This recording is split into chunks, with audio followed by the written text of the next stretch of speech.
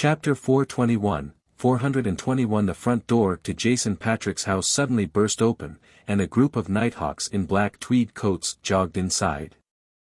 They wore vigilant and alert expressions, as though they were facing an extremely terrifying enemy. Tap. Tap. Tap. A person decked out in full silver armor walked in. The armor exuded a feeling that made it seem like it was abnormally heavy. Various details about it adhered to an ancient style, and from its left shoulder, all the way diagonally to the abdomen area, it was stained with a splash of dark red blood that appeared impossible to remove. Coupled with the sputtering red spots in other places, it created a very queer and beautiful scene, as if it was a unique and magnificent decoration. Sol Assurer Soist took out his pocket watch and gave it a look. Change. The silver armor stopped, lifting its visor to reveal the wearer. It was a handsome man with black hair and green eyes. Leonard, hot water has been prepared in the master bedroom's bathroom on the second floor.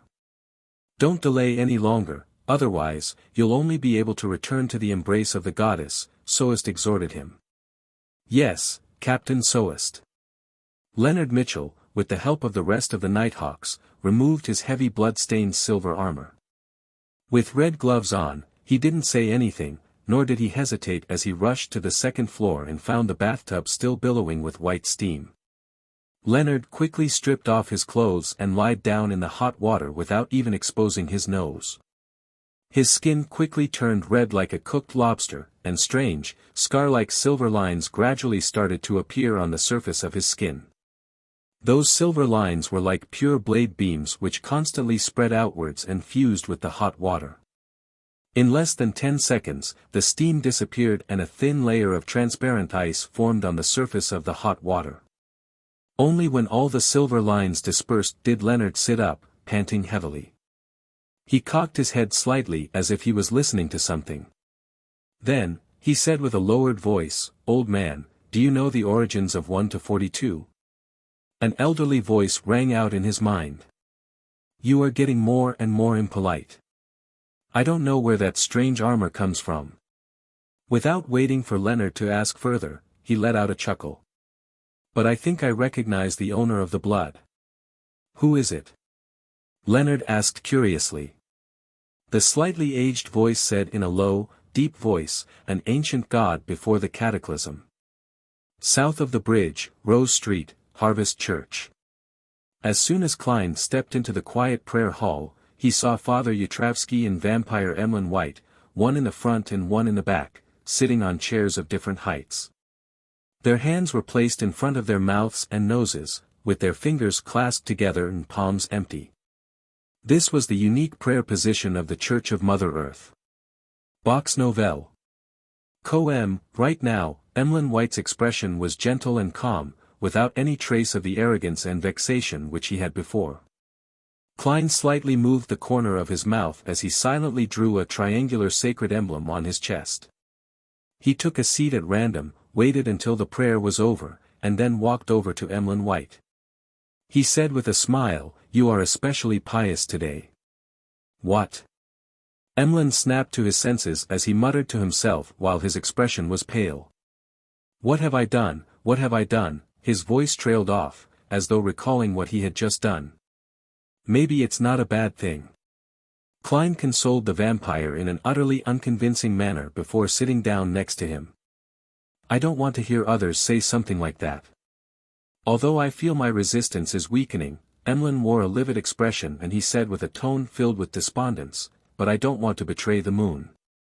Klein didn't continue with the topic that depressed the vampire as he casually asked, do you sanguines worship the primordial moon, or a particular deity that represents the moon? Or perhaps, the two of them can be considered the same. All of them. Emlyn slightly raised his chin, to a pure-blooded sanguine, we obviously believe in the deity that represents the moon. Of course, it is the god who represents the moon. Her name is Lilith, and she is the ancestor of us sanguine, an ancient deity. And when humans become sanguine, they tend to worship the primordial moon. Under normal circumstances, the two can be considered equivalent, but there are times when they do not overlap and there are differences. A human becoming a sanguine. Klein wasn't surprised that Emlyn White was able to say the name of an ancient god from the Second Epoch. Instead, he was more concerned about the tidbit about humans becoming sanguine. Is this the vampire sequence that Mr. Azek had mentioned? He thought. Emlyn said with a slightly complicated expression, yes, there are two types. One is transformed from a bestowment from a powerful sanguine, and the other is transformed from consuming a corresponding potion. The latter is our most hated enemy. Why? Klein vaguely guessed at the answer. Emlyn gritted his teeth and replied, the main ingredient of their potion is our blood essence. As expected. Klein turned his head and sized up Emlyn a few times. The gaze left Emlyn feeling a little nervous as he snorted. You're already a Beyonder, there's no way you can switch pathways. It's only because this is my first time seeing a walking, no, a living, no, talking Beyonder ingredient. However, in a certain sense, every human Beyonder is also such an ingredient. Klein originally only wanted to inwardly make a casual joke, but soon he felt a strong sense of sadness. At this moment, Emlyn looked at the Bishop Yutravsky, who was carefully polishing the sacred emblem of life, and said in a low voice, I found two ingredients that you wanted. What are they? Klein didn't attempt to hide his joy. Emlyn responded smoothly, thousand-faced hunter's mutated pituitary gland and blood. The asking price is £2,000 for the former and £300 for 100 milliliters of the latter. 300. Klein blurted out, can I get a discount? After receiving his bail money back, he had a total of £2,185 in cash. For a member of the middle class, this was already quite an abundant amount of savings. Perhaps some people might not be able to save that much money in their entire lifetime, but Klein found that it wasn't enough. No, if it weren't for me, he would have wanted £2,800, and according to the agreement, you would have paid me an extra £150 for a total of £2,450, Emlyn said while shaking his head. Looking at Klein's expression, he quickly added, in this era, dragons are rare. Other than the long-lived sanguine, it is very difficult to find similar Beyonder ingredients elsewhere. Even if they exist, they would be more expensive than ours. I'm still short of £265. Having saved up so much money with such great difficulty, it will be emptied out at once. Yet, I still don't have enough. I hope Mr. Hangman will be able to sell the werewolf Beyonder characteristic as soon as possible. After this, there's still the characteristic of a human-skinned shadow and a deep-sea Naga's hair. It wouldn't be any cheaper. There's no way to confirm Little Sun's side of things, with him needing to conduct himself properly. The amount he owes me is probably best repaid by using the means to remove a rampager's mental corruption in a mystical item. That would be a better form of concealment. Many thoughts instantly flashed through Klein's mind as he felt the light outside the window dim significantly. He took a deep breath and said, okay. However, this deal will be delayed for some time. I recently provoked a fellow and am now being protected by official Beyonders. You don't wish for that cellar to be locked up in the cathedral's basement, right? And I still have to gather the rest of the money. Klein tilted his head slightly to look at the cathedral's dome. Official Beyonders. Emlyn White jumped up and looked around. Klein glanced at him and said, don't worry about it. You're now a priest of the Church of Mother Earth, and you have legal status. Moreover, Bishop Yutravsky will protect you. I'm not. Emlyn's denial was exceptionally weak. He sat down again and suddenly thought of something as he said, can the official Beyonders resolve the problem of a psychological cue?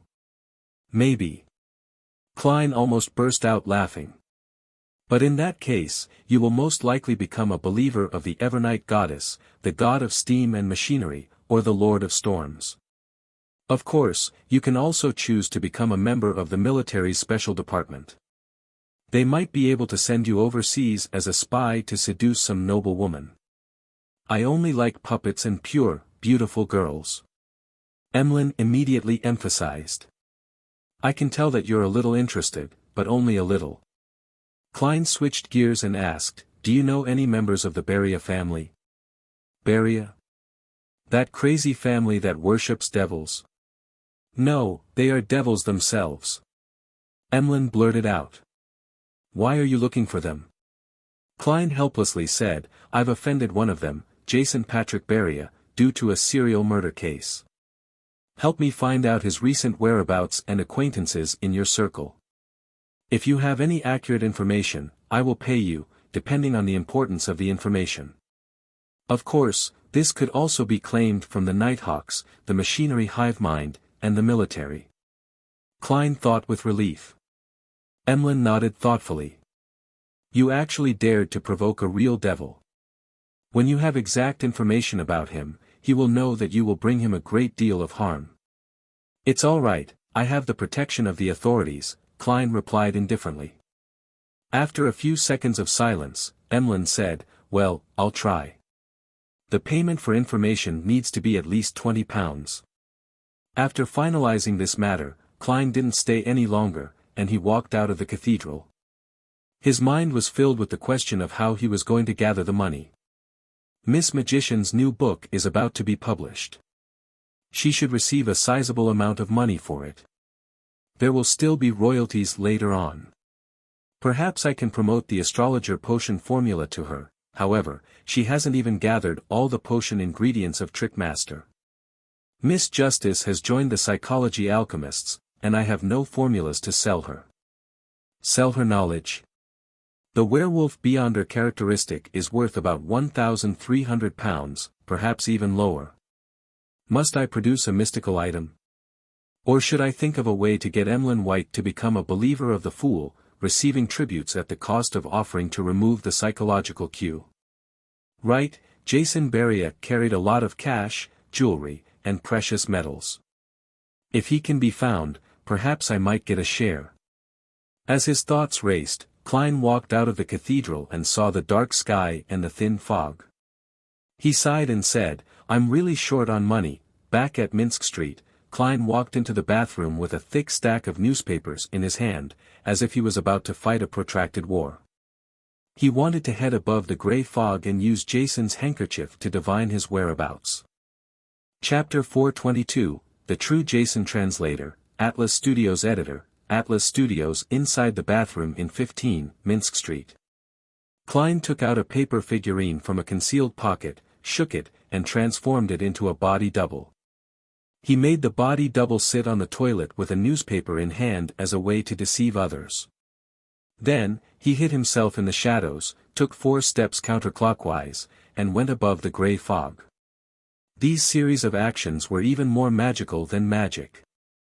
Inside the majestic ancient palace, Klein sat at the very end of the long bronze table, conjuring Jason Beria's handkerchief in front of him. It was only a projection, but it could also be used for divination as long as the handkerchief didn't leave his body in the real world. The earliest instance was back when he used the projection of the mutated sun's sacred emblem in Tinjin City as a divination object. At that time, he still didn't know how to summon himself, and he was unable to bring items with spirituality above the gray fog. Of course, there was still a big difference between using a projection and using the actual object for divination, therefore, Klein often tried his best to use the actual object. But right now, with him being protected by official beyonders, it wasn't that convenient to carry out a ritual. If anyone were to find him lighting candles in the day while on the toilet, he would be in deep trouble. If I can really manage to obtain Jason Beria's location via divination, I can always take the risk by summoning myself and bringing the handkerchief up here if the revelation isn't clear enough. With a mumble, Klein produced a goatskin and a fountain pen. He wrote the divination sentence, Jason Beria's current location. Normally speaking, relying on a handkerchief that the target used only during a certain ritual made it impossible to divine the whereabouts of the target since the connection wasn't strong enough, and there was too much interference. For example, it was very easy to end up provoking the Abyss Grand Duke which the ritual was directed at. But for Klein, interferences could be eliminated. The so-called Abyss Grand Duke was at most a high-sequence devil, and not the incarnation of the dark side of the universe. Above the fog, the mysterious space had already handled deities like the eternal blazing sun and the true creator. Even a slightly weaker one was at the level of an angel, Mr. Door, and up to this point in time, he hadn't suffered any serious mishaps. As for the problem of the connection not being strong enough, Klein, who could only be enhanced to a certain degree by the gray fog, was helpless as well. He could only give it a try and try his luck. Perhaps it would only be after he became a high-sequence Beyonder saint in this domain that he could have the corresponding confidence. Vox novel coem, in theory, it's possible. After all, when holding a ritual, one's body, heart, and mind were unified the most. It was also the easiest to communicate with the outside world. Klein, who was now barely considered an expert in mysticism, muttered. He held the handkerchief and the goatskin with the divination statement written on it, and he leaned back into his chair. He quickly entered a state of cogitation and constantly chanted, Jason Beria's current location. After chanting it 7 times, Klein fell into a deep sleep and entered the dream world. Within the gray world, countless images flashed and intersected with each other in a rather dispersed manner. Soon, the scene became clear and filled Klein's vision, which made him feel as if he had entered a dream. In the dream, the lights were dim and the desk was dark red. A figure was standing in front of the oriel window, looking out at the garden. There was a glass shed in the garden, with roses blooming inside, bright red in the December cold. The figure of a man was projected on the window. He was of medium height, with curly brown hair and cold brown eyes. He looked to be in his 30s. This. Am I not divining Jason Beria's location? Who is this? He feels a little familiar. Klein was puzzled, but didn't think further about it. He let his spirituality remain in a dispersed state, as if he were roaming some mysterious world. Just as he raised the question, the man turned and walked to a corner of the room, where there were 2 large leather suitcases. The man squatted down and opened one of the suitcases. Inside was a neat stack of bills, with gold bars placed on top of them. The notes that were exposed were all in 10-pound denominations, while the gold bars shone with an enchanting luster. The man pulled something out of a hidden pocket of his suitcase, shook it, and opened it. It was a slightly pale piece of human skin. A complete piece of human skin. The man quickly stripped off his clothes and put on the human skin. In just 10 seconds, he had become Jason Beria with tall cheekbones, blue eyes with a tint of gray, and neatly combed hair. At this point, the scene suddenly shattered, and Klein opened his eyes. It's no wonder that Jason was willing to take a risk. So it turns out that in the past 10 years, he has always been wearing a human skin and has never shown his true face. As expected of a calm and crazy devil. Klein couldn't help but sigh. Jason had left his portrait in the house, and it didn't garner any suspicion from Isengard and the others, because his neighbors had seen him and knew what he looked like. Even without the portrait, with the powers of the Beyonders of the official organizations, it would have been easy to reconstruct his likeness, and the result would have been even better than a photograph. Therefore, there was no reason for Jason not to have the drive to destroy something like it. This was something very logical. Who would have thought that he would have left a hoax in somewhere that looked to be most natural? If searches are made according to the portrait, even if the Nighthawks have sealed artifact 1 to 42, it wouldn't be that easy to lock onto the target. Moreover, in both times, he had used his own abilities to conceal his face. Who would have thought that his face, which had been tightly covered and concealed, was actually fake? Klein realized how cunning Jason was. He rubbed his temples and began to recall the scenes he saw in the dream divination. A house with a glass greenhouse. That's a pretty obvious feature. There aren't many similar buildings in Backland. But the question is, how do I report it? The moment I tell the machinery hive mind, Jason would definitely sense the danger and start to disguise himself and move away. Directly find the Nighthawk with sealed artifact 1 to 42. What if I encounter someone familiar? I don't want to turn into ashes and be scattered into the Tussock River. Besides, I can't rush to report it. I just started gathering information, so how is it possible to receive any information from my various channels so quickly? That fellow is really carrying a large sum of cash and jewelry, a whole suitcase worth of bills. The total value may exceed £50,000. Thoughts raced through Klein's mind and it took him a moment to calm down. He decided to wait another 2 days, then use the appropriate means to inform the Nighthawks in charge of this matter with the revelation he received. With the divination coming to an end, he returned to the real world, removed his double, and sat on the toilet himself. In the afternoon, Klein threw a coin when he was about to leave. The revelation he received was that it wasn't beneficial for him to head out. There will be danger if I head out. Klein didn't hesitate to return to his living room and sit down. After about 20 minutes, he heard the doorbell ring and saw that it was Isengard Stanton who had come to visit him. "Mr. Stanton, any progress?" Klein asked rather delightfully. Isengard pointed to the back of the hall. "Let's talk inside." "All right." Klein made way by stepping aside. After sitting on 2 sofas which faced each other, Isengard held his hunter's hat and took a deep breath.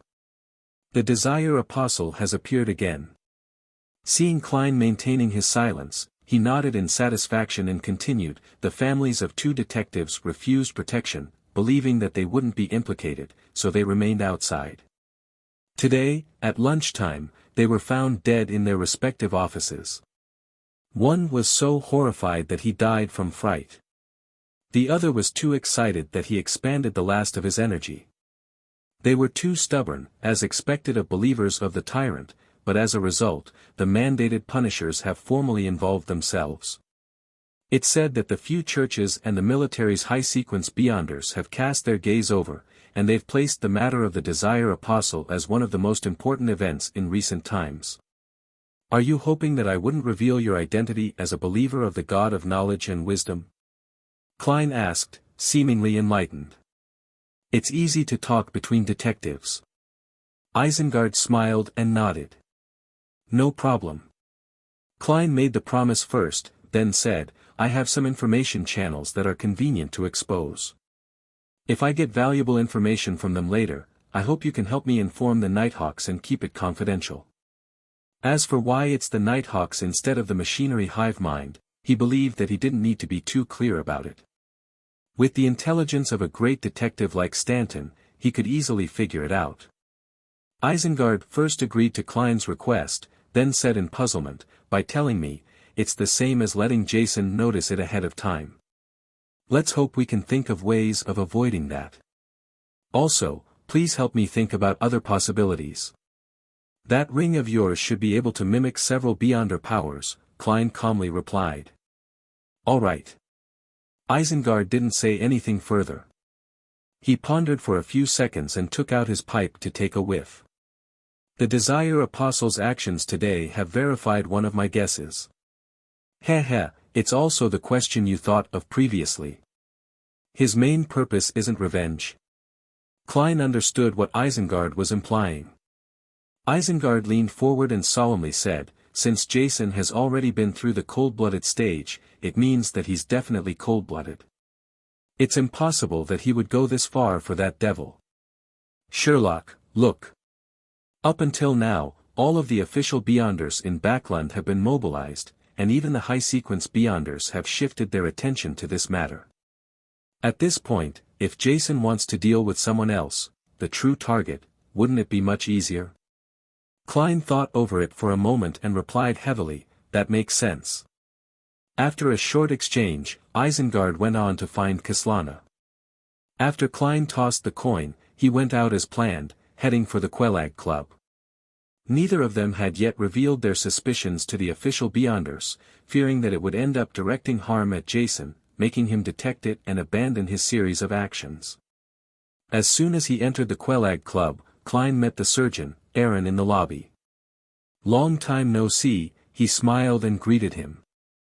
"I've been really busy recently," Aaron replied in a friendly manner, but he maintained his cold expression out of habit.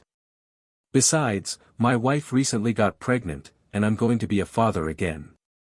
Congratulations. When did this happen? Klein asked casually. Aaron thought for a while and said, it was just confirmed. She should be pregnant for more than a month. More than a month? Klein was startled, and then he looked into his eyes. Chapter 423, 423 Yes, a month or so ago.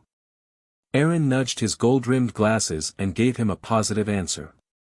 A month or so ago? Isn't that when you were being troubled by Wuxia-related nightmares? Klein was surprised and puzzled, but he didn't let his emotions show. In the blink of an eye, he thought of the 2 divinations he had made. Wuxia was in a dark room with the sound of running water outside. Was that symbolizing amniotic fluid or blood? Klein's heart chilled as he suddenly understood something. When he looked at Dr. Aaron again, he wore a rather complicated look in his eyes. He suspected that his wife was carrying Wuxia, a snake of Mercury. In the symbolism of mysticism, the snake of fate's head and tail are connected, with it devouring its own tail. It implies the cycle of destiny in a hidden manner. In order to avoid his enemy, Wuxia took the initiative to secretly initiate a new cycle in advance. Klein guessed based on what he knew. Dr. Aaron didn't notice the abnormality he was trying hard to hide. He smiled and said, he'll definitely be a cute guy. When he's born, I'll hold a party to celebrate his arrival. Sherlock, don't refuse my invitation when the time comes. Perhaps it's a she, Klein replied with a smile. Frankly speaking, he was curious to see what kind of state the newly born snake of Mercury was in. However, he was also a little afraid and worried. After all, the snake of Mercury was a sequence one of the monster pathway related to fate, and it also involved the fight for the position of being a deity. No one could be sure whether the future would be smooth sailing, with peace and bliss. For Dr. Aaron, I don't know if it was fortune or misfortune. Whether Wuxia is kind is one matter, but whether or not the other snake of Mercury would discover him is another matter. And Wuxia hasn't done anything as of now. Informing the Nighthawks now would seem a little cruel. I've always understood wild beyonders. It's best to just quietly watch from the sidelines and not get involved, or perhaps taking advantage of the situation is the best choice. Maybe I made a mistake in my interpretation and am overthinking things. Perhaps Wuxia isn't a snake of Mercury at all.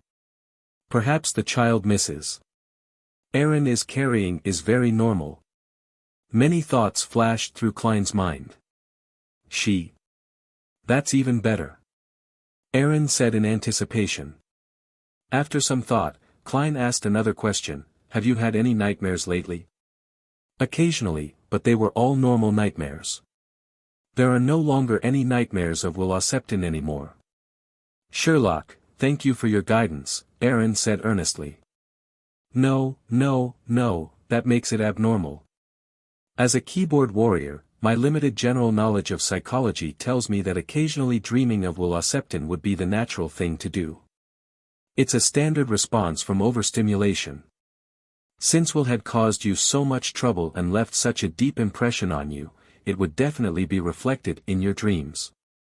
Therefore, the correct outcome would be to occasionally dream about Wuxia, but the dream wouldn't be too clear, to the point of only knowing that something like that had happened without remembering the details.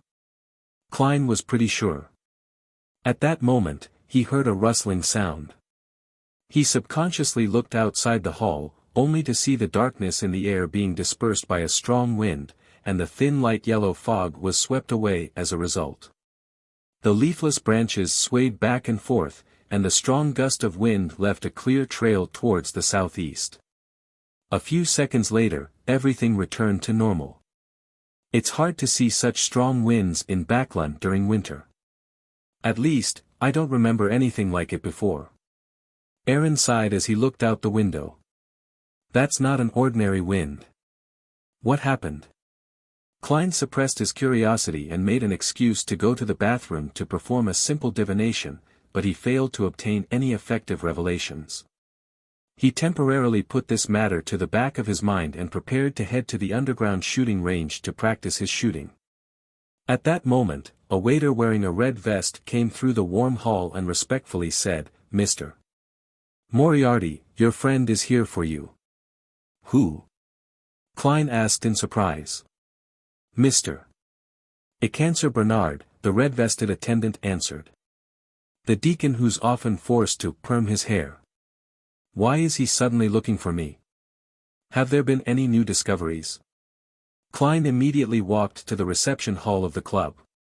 Ecancer pressed down the hat which had been pushed up by his fluffy hair, walked over, and said with a lowered voice, "The mandated punishers have found Jason Patrick Beria." "How was he found?" Klein asked, half surprised, half curious. According to his divination, Jason Beria had always been wearing human skin. His true appearance and aura weren't what they had assumed they were. It was almost impossible for him to be found so easily. Ecancer surveyed the area and said, "I'm not sure. I just received the news." He pointed to a small white bird standing on the tree outside the door. The bird was leisurely cleaning its feathers with its beak. Before Klein could ask further, Ecancer gave a general account of what had happened. The mandated punishers found clues and confirmed Jason's location. However, the devil discovered the danger in advance and managed to kill 2 mandated punishers and fled before they managed to close in on him.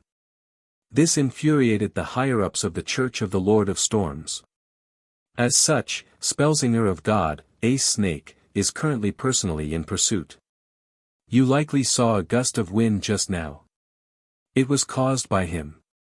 He's the Archbishop of the Church of the Lord of Storms Backlund Diocese, and he's also one of the cardinals of the Church of the Lord of Storms. It sounds normal, but it also feels weird. According to my theory with Mr. Isengard, this can be also understood as a way for Jason, the Desire Apostle, to draw away high-sequence Beyonders. Klein asked after some deliberation, "Are you sure that the person discovered is Jason Beria?" Ecancer's expression instantly turned heavy as he replied with an odd tone, "I'll give it a try," he replied in a strange tone. He motioned to Klein to follow him out and into a large carriage parked at the side of the street. There were 2 members of the machinery hive mind inside. Ecancer took a deep breath and took out the strange patterned silver mirror from a special pocket in his clothes. After doing the necessary steps, he gloomily said, "Honorable Erodes, my question is, where is Jason Patrick Beria's current location?" The surrounding lights suddenly warped, as if they were lights after a rain. A scene rapidly surfaced on the silver mirror. It was a riverboat with a sail raised. Jason Beria, with his high cheekbones, blue eyes with a gray tint, and neatly combed hair, pressed down his cap, propped up the collar of his coat, and hurried into the cabin. He's really trying to escape Backlund. Spellsinger of God seems to be heading towards the dock area, a female machinery hive mind member said in realization. That's way too easy for him to be exposed, right? Klein was filled with doubt. Ecancer wasn't concerned with any of this, all his attention was placed on the silver mirror's surface. This time, there was only the choice of answering. Answering it wrongly or lying meant suffering a terrifying penalty. Soon, words in blood red appeared on the mirror, "If the man you like is covered with lumps, has his skin shed, reducing him only to flesh and blood, or has become a monster, but it is still able to communicate with him, will you still like him?" What a shameful question. Wait, a man. Klein almost turned his head to look at Ecancer. Ecancer slowly breathed out and said, "I will, but I will kill him with my own hands." Very honest. A new combination of words appeared on the surface of the silver mirror. This question and answer game is simply a public hearing. Klein really wanted to cover his face. He looked at the other 2 machinery hive mind members and saw no abnormalities from them, or perhaps, it should be said that they were pretending to not have any abnormal expressions. He hesitantly said, "I keep feeling that all of this has been too easy.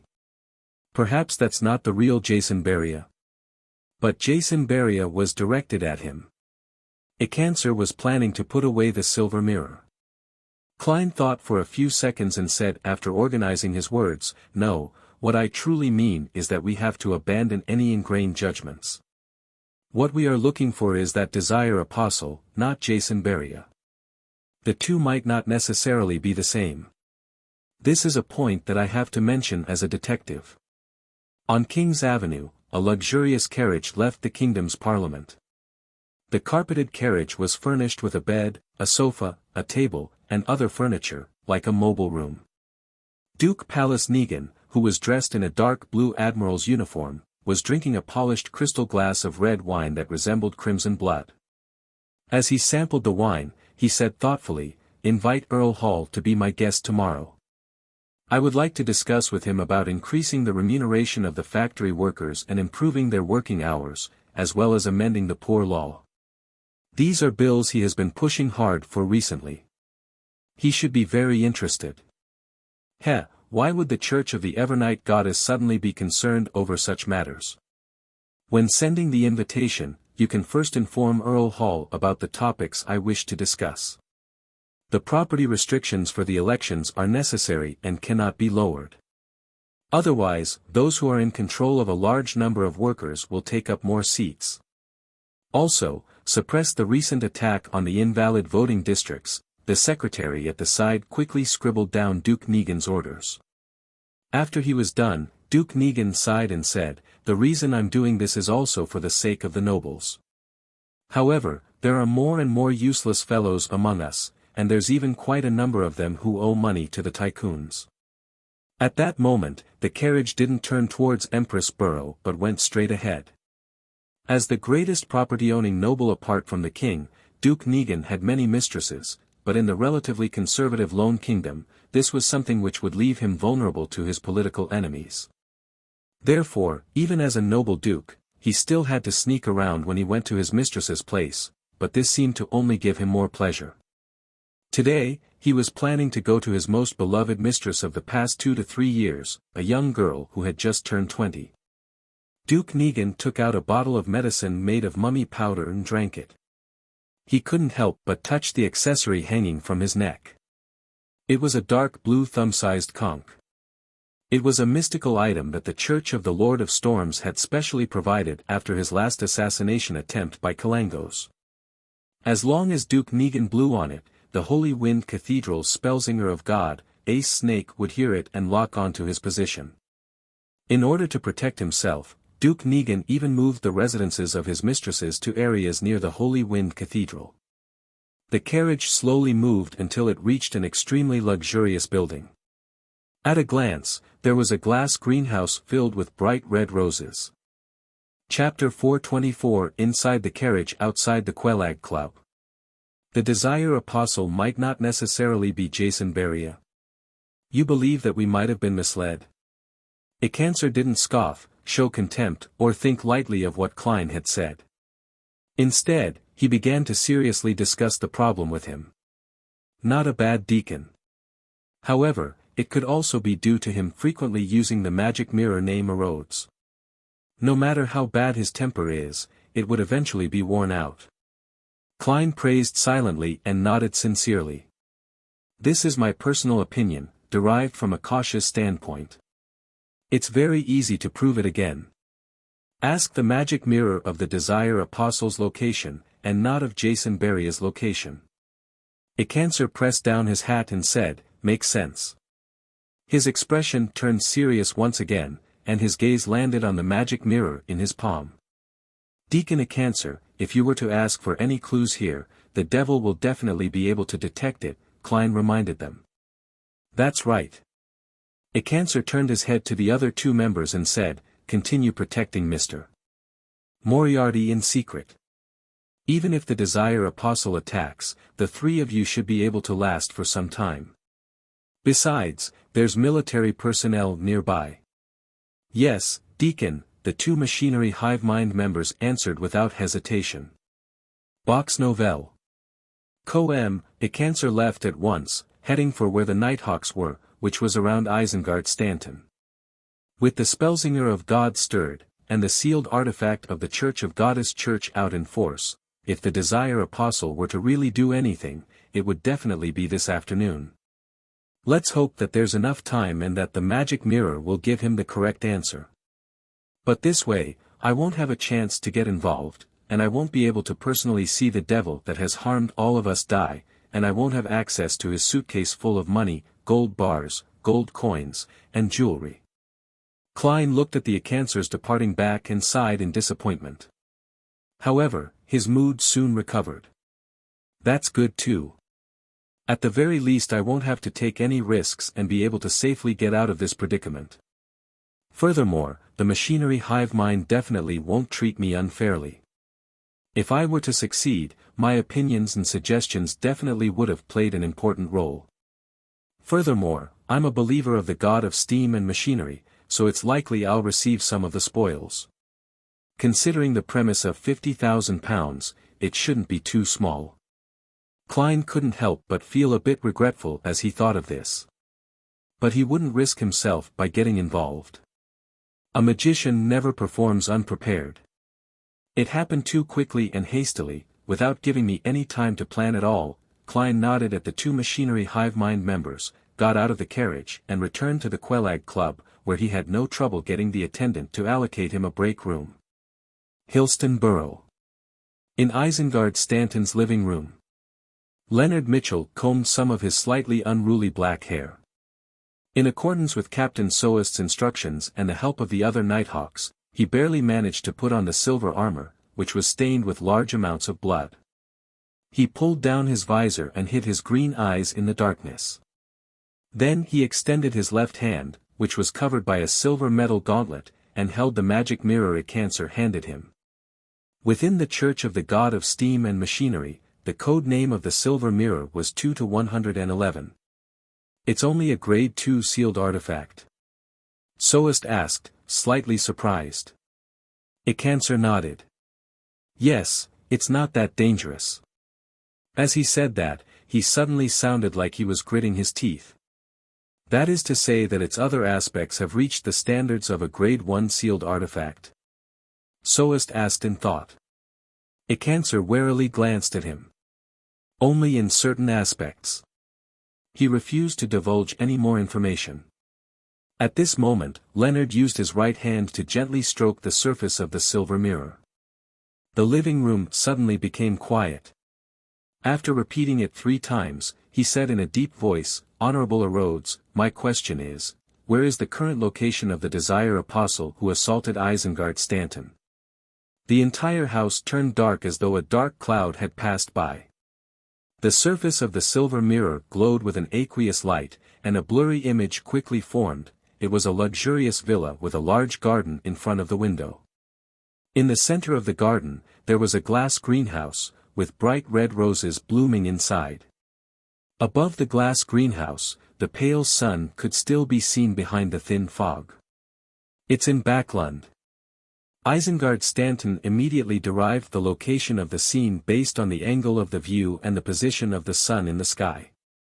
This is completely different from the answer when we asked about Jason Beria. We've been tricked. Acancer said in a deep voice. Soul Assurer Soest exhaled and said, how crafty. Then, who's the Jason Beria that Spellsinger of God is chasing? Sigh, there's no time for discussion. We need to narrow down the general location of the presented scene. Then, we'll immediately take action. I suspect that the Desire Apostle is planning to cause a huge incident. At this point, the silver mirror known as a Rhodes had dissipated the scene, replacing it with words. It required Leonard Mitchell to answer a question, and if he lied or refused to answer, he would be severely punished. For some baffling reason, Leonard felt a little nervous. He put away his usual frivolous attitude and quietly waited for the question.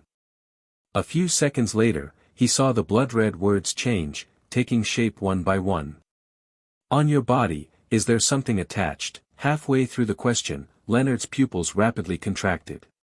His back tensed up, and a cold sweat broke out on his forehead. If it wasn't for him being concealed by the blood-stained silver armor, the others would have already noticed his abnormality. Right at this moment, his left palm inexplicably trembled. The silver magic mirror suddenly trembled, and the scarlet words were strangely tainted with a tint of green. If one didn't keep staring at the mirror with rapt attention, it would be difficult for others to discover that the color of the mirror had slightly changed. The words continued warping, changing the question to, "On your body, is there a scar which you cannot tell others?" "Yes, that scar resides in my memory," Leonard answered stably, but his body inside the blood-stained silver armor felt a sense of exhaustion from suddenly relaxing a high tension. "This mirror is too dangerous." It actually noticed it. Thankfully, old man has recovered a bit after such a long time, he thought. His lips were dry. Soas took out his pocket watch, pressed it open to take a look, and said to Leonard, who was inside the blood-stained silver armor. "There's still time, you'll be in charge of the rest of the operation." "Yes, Captain Soast." Leonard let out a secret sigh. Dock area, Backlund shipyard. Patrick Jason Beria entered a cabin he had reserved in advance. He looked out of the window and observed the sky filled with fog as he silently counted the time. After a while, he quickly took off his hat and clothes. Then, with a tug of his hand, he pulled off the outer layer of human skin. Under the human skin was a beautiful woman in her early 30s with a profound look in her eyes. She wasn't the man with brown hair and brown eyes whom Klein had seen during the dream divination. The woman took out some clothes and put them on methodically, quickly becoming an absolutely charming woman. Finally, she pulled out a fist-sized stone figurine from the bottom of a suitcase and wrapped it tightly with the peeled-off skin before tying a dead knot. Having done all this, the riverboat was already some distance away. She opened the window and threw Patrick Jason's skin along with the stone figurine into the river. Plop! The human skin that was tied to the heavy object quickly sank. The woman clapped her hands and closed the window. Carrying the suitcase, she changed to a different cabin she had prepared. Then, she sat down at the window of the new cabin, propped up her elbows, her face in her hands, and looked out leisurely. After an unknown period of time, she saw a strong gust of wind blowing in the air, dispersing the thin fog. The corners of her lips curled up into a brilliant smile. In a luxurious villa not far from the Holy Wind Cathedral in Sherwood Borough. The bloated, blue-eyed Palace Negan bear hugged his approaching mistress, a beautiful young girl with a bit of innocence on her face. There were two people following him. One of them was a middle-aged man wearing a black tailcoat. He had brown hair and blue eyes, but he didn't wear an expression. He was a Beyonder guard provided by the Church of the Lord of Storms, a Sequence 6 wind-blessed. The other person was Duke Negan's secretary. He was a thin blonde young man with delicate features, looking refined and reserved. His biggest flaw was his receding hairline which didn't match his age. As for the other guards, or security personnel, they were spread out outside the house. On the second floor, the wind-blessed entered the bedroom before Duke Negan for a quick inspection. Meanwhile, Duke Negan's secretary was in charge of searching the surrounding rooms. After confirming that there were no problems, they nodded at Duke Negan, indicating that he could continue. "My roused-up feelings have almost calmed down," Duke Negan said half-jokingly. His mistress happily responded, "Then we can have a nice chat. I'd like to hear about your time at sea. I hope you'll eventually have the energy to do so." Duke Negan carried his mistress into the bedroom and closed the door behind him with his heel. His secretary and the wind-blessed entered the rooms on either side of him, not relaxing in the slightest. In the attic of this house, a man in a dark overcoat sat on an old chair, his eyes half closed. It was unknown what he was trying to sense, but he would occasionally smile and shake his head. His brown hair was slightly curled, and his brown eyes were cold. It was the same person that Klein had seen in the dream divination. The difference was that there was one fewer suitcase by his feet. How vigorous, and what intense desire. This doesn't match my judgment of him. It looks like he took some medicine. That just works so well for me. Heh, how could they possibly imagine that Patrick Jason Beria is actually two people? The man tilted his face up slightly as if he was intoxicated. It's almost time. Right now. His right hand suddenly clenched, as if he was tightly clutching someone's heart. Chapter 425, 425 Beyond the window, the glass greenhouse reflected the pale light of the sun, and the bright roses stood out even in the thin fog.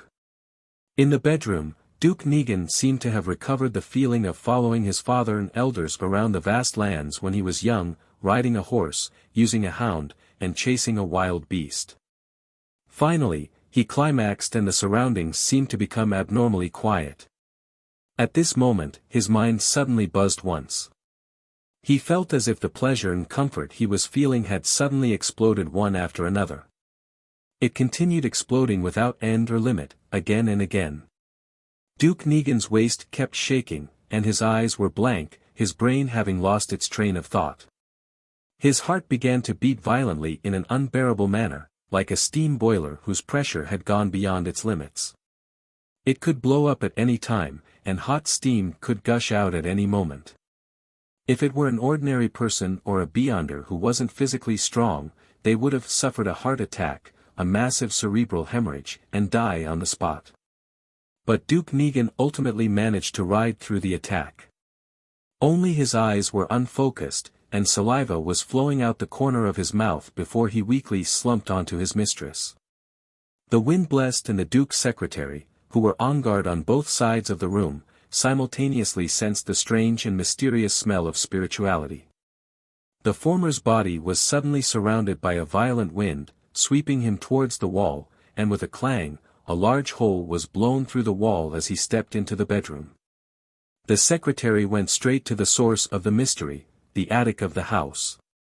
Along the way, he didn't evade or dodge, but the decorative vases and other objects in the corridor seemed to have found lives of their own and avoided him in ingenious ways.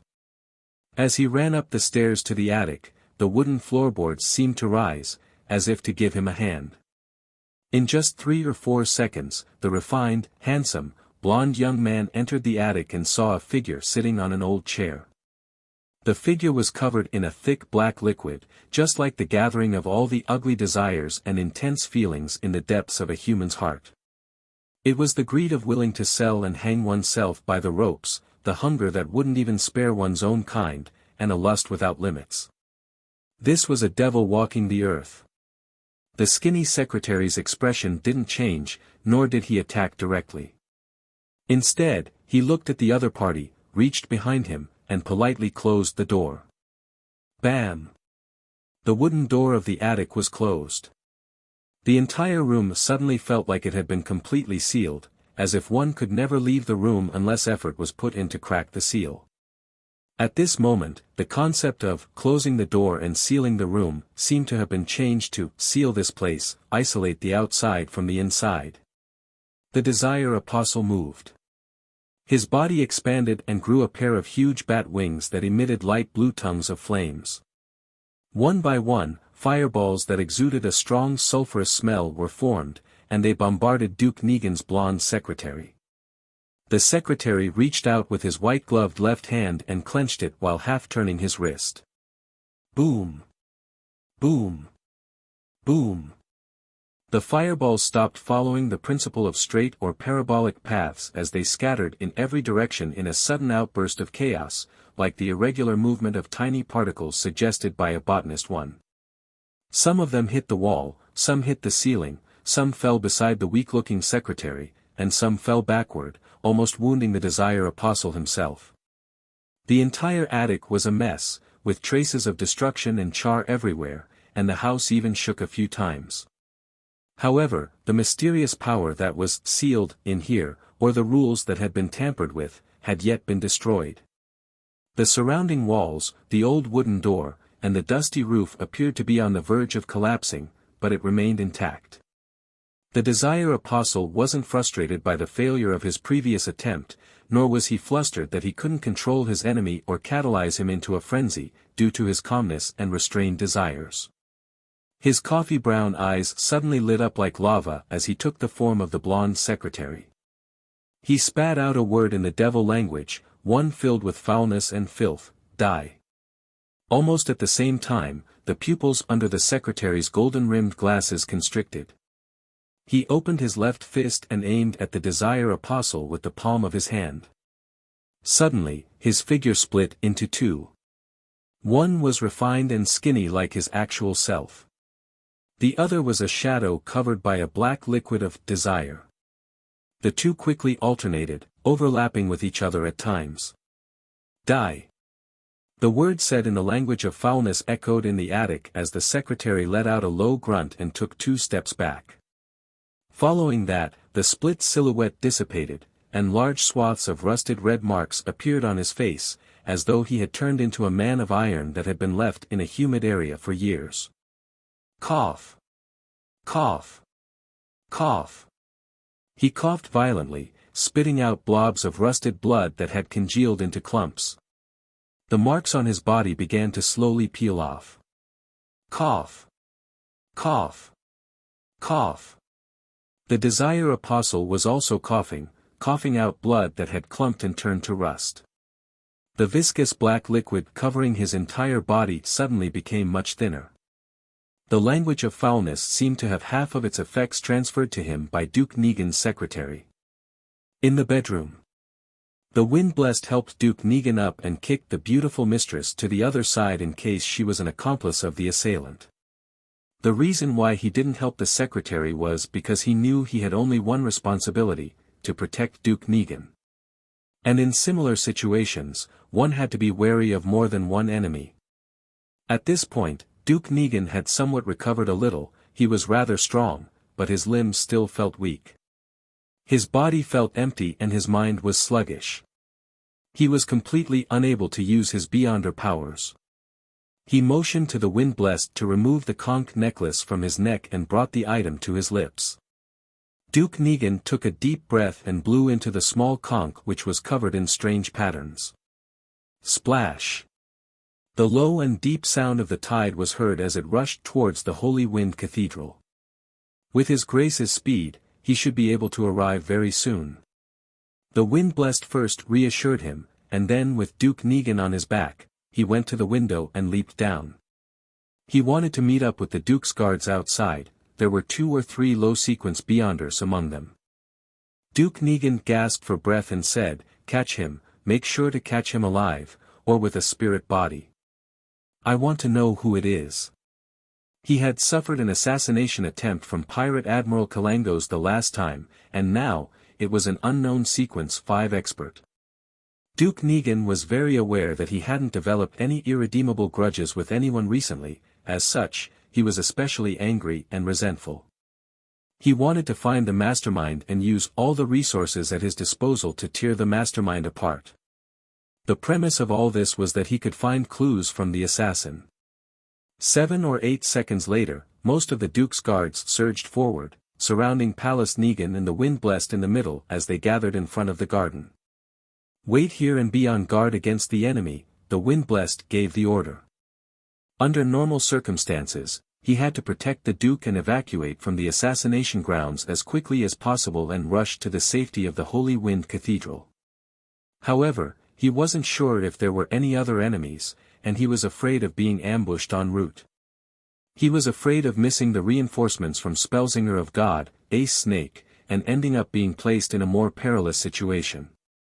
1 second, 2 seconds, 3 seconds. Time kept flowing by as the house shook from time to time, and the battle inside seemed to have reached its climax. "Why is the Archbishop not here yet?" the panting Duke Negan asked in a slightly panicked voice. With the Archbishop's flying speed, he should have arrived very quickly. However, there weren't any signs of the thin fog being scattered in the direction of the Holy Wind Cathedral. On high alert, the wind-blessed hesitantly said, perhaps the Archbishop, he eventually failed to mention the possibility that the Archbishop wasn't in the Holy Wind Cathedral. At that moment, the beautiful mistress of Duke Negan came to the window of the bedroom on the 2nd floor, her eyes filled with a lost and beautiful smile. Then, she jumped down, deliberately hitting her head on the concrete floor. Bam! After producing a jarring sound, there were quite a few cracks on her beautiful head, and blood began to flow out. She rolled a few times, weakly, until she was facing up.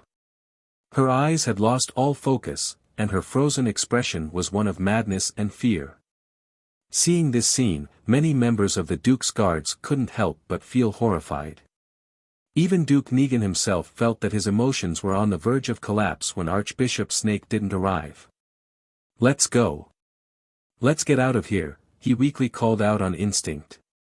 Just as the Wind-Blessed was rejoicing over not being soft-hearted when kicking the mistress away, otherwise, the Duke would have been killed on the spot, he heard a command filled with horror. His heart suddenly skipped a beat. Inside the attic, the Desire Apostle, who was in the middle of a fierce battle, suddenly liquefied and turned into countless black shadows, jumping up and down on the ground. After dodging the blonde secretary's attack, he rematerialized in another direction. Then, he looked at the enemy, raised his right arm, and slightly curled the corners of his mouth. "No!" The blonde secretary's eyes reddened. All of a sudden, the Desire Apostle clenched his fist. Outside the luxurious house, Duke Negan's horror erupted. It shot straight to his brain and into his veins, blanketing all his nerves. He heard the sound of something shattering and felt a warm sensation at the back of his head. At the same time, several members of the Duke's guards became flustered and panicked. They all raised their custom revolvers or rifles in their hands and started shooting randomly towards the center. Bang! Bang! Bang! The Wind-Blessed was the first to reach out and grab Duke Negan. He rolled to the ground, and a formless wind as sharp as knives appeared out of thin air, slicing through the throats of the guards. Splat! Splat! The guards clutched at their throats, slowly falling to the ground in a pool of fresh blood. Duke Negan's body twitched a few times, but then it stopped moving. He was robbed of his life by his own horror. If he hadn't been a Sequence 6 Beyonder, then his horror might have even dismembered him. Of course, if he hadn't become extremely weak, then he wouldn't have possessed such intense emotions. And even if he had these emotions, then he wouldn't have directly died as a result of this. But there were no ifs in this world. Palace Negan, the leader of the Conservative Party, the noble with the largest land apart from the king, the elder brother of the current prime minister, a Sequence 6 Beyonder, and a truly important figure, was dead. The roses in the nearby glass greenhouse were still in full bloom. In the attic, the blonde secretary seemed to sense something and could no longer control his emotions. As a result, his mind went blank, and he anxiously ran outside, automatically opening the door to the sealed room. 2 seconds later, he snapped to his senses and turned around again. However, the figure that was covered by the black liquid and the suitcase in the corner had disappeared. The Desire Apostle quickly left the villa, evacuating from the scene based on a predetermined route.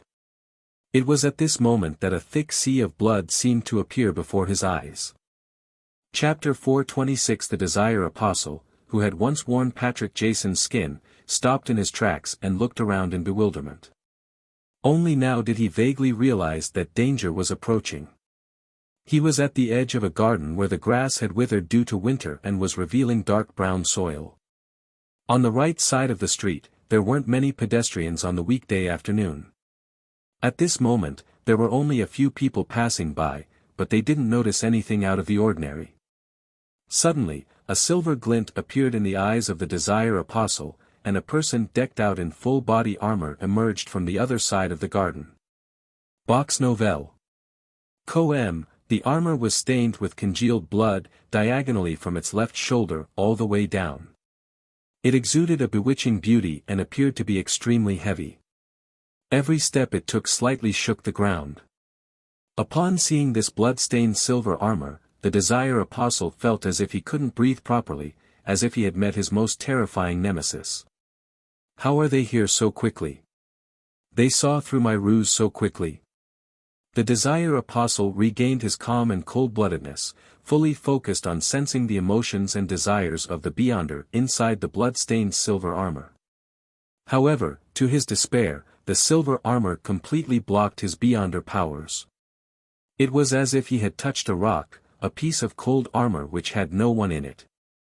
The Desire Apostle had no choice but to raise his right hand, spreading out his giant bat wings and bringing with it some blue flames that rapidly condensed. At that moment, a silver light flashed from his right palm, and his thumb fell to the ground. The wound was extremely clean. Amidst swooshing sounds and a flash of silver light, the remaining 9 fingers of the Desire Apostle were severed. The suitcase he was carrying also fell to the ground with a thud. The Desire Apostle's pupils immediately contracted to a needle point, and he flapped the pair of huge bat wings on his back to escape in another direction. The shadow under his feet shrank back without anyone realizing it, hiding in one spot. The Desire Apostle had only taken 2 steps when countless silver lights burst out from his body like blooming fireworks. The thick black liquid that covered his body splashed to the ground like raindrops. His forearm, arm, shoulders, ribs, neck, and other parts of his body broke off and smoothly slid downwards. Splat! Splat! Splat! The pale, blood-stained intestines of the Desire Apostle splashed to the ground, along with his squirming stomach and his beating heart which had yet to cease. The place where he stood was where the blood was the thickest. The further he went, the more splat it looked, which when put together, they formed a beautiful flower of death. A Sequence 5 expert, a Desire Apostle who had just completed an impossible assassination, was dismembered without any resistance. This was a Grade 1 sealed artifact. This was the sealed artifact that had caused over 100,000 people to lose their lives, sealed artifact 1-42. Dressed in that terrifying-looking armor, Leonard Mitchell struggled to take 2 steps forward, sized up the dismembered body on the ground, and raised his voice. "He's not completely dead yet." He paused for a moment and then added, "Different devils have different characteristics. This Desire Apostle is a shadow shifter. He's just abandoned his own body, only leaving a shadow behind." While Soul Assurer Soest instructed a number of Nighthawks and members of the machinery hive mind to keep ordinary people at bay, he surveyed the scene and listened to Leonard. He took out his pocket watch and opened it. He asked with a serious expression, "There's only 10 minutes left, is it enough? Don't force it." "No problem. 1-42 has locked onto him." "I can sense its excitement," Leonard said without hesitation. Soest spread his red-gloved fingers and said to the other Nighthawks, "Bring hot water with you and follow Leonard closely. Once there are any problem, switch with him immediately and dig a bathtub on the spot. Also, leave marks. The other team members and I will quickly catch up." Tap. Tap. Tap. The blood-stained silver armor began running in pursuit. Despite looking heavy, it was incredulously fast. Soest watched as the few red gloves left before turning to look at a cancer. "Deacon Bernard, take the rest of the machinery hive mind members to that house. Watch the Duke's guards and anyone else that's alive at the scene. Watch." A cancer subconsciously returned with a question.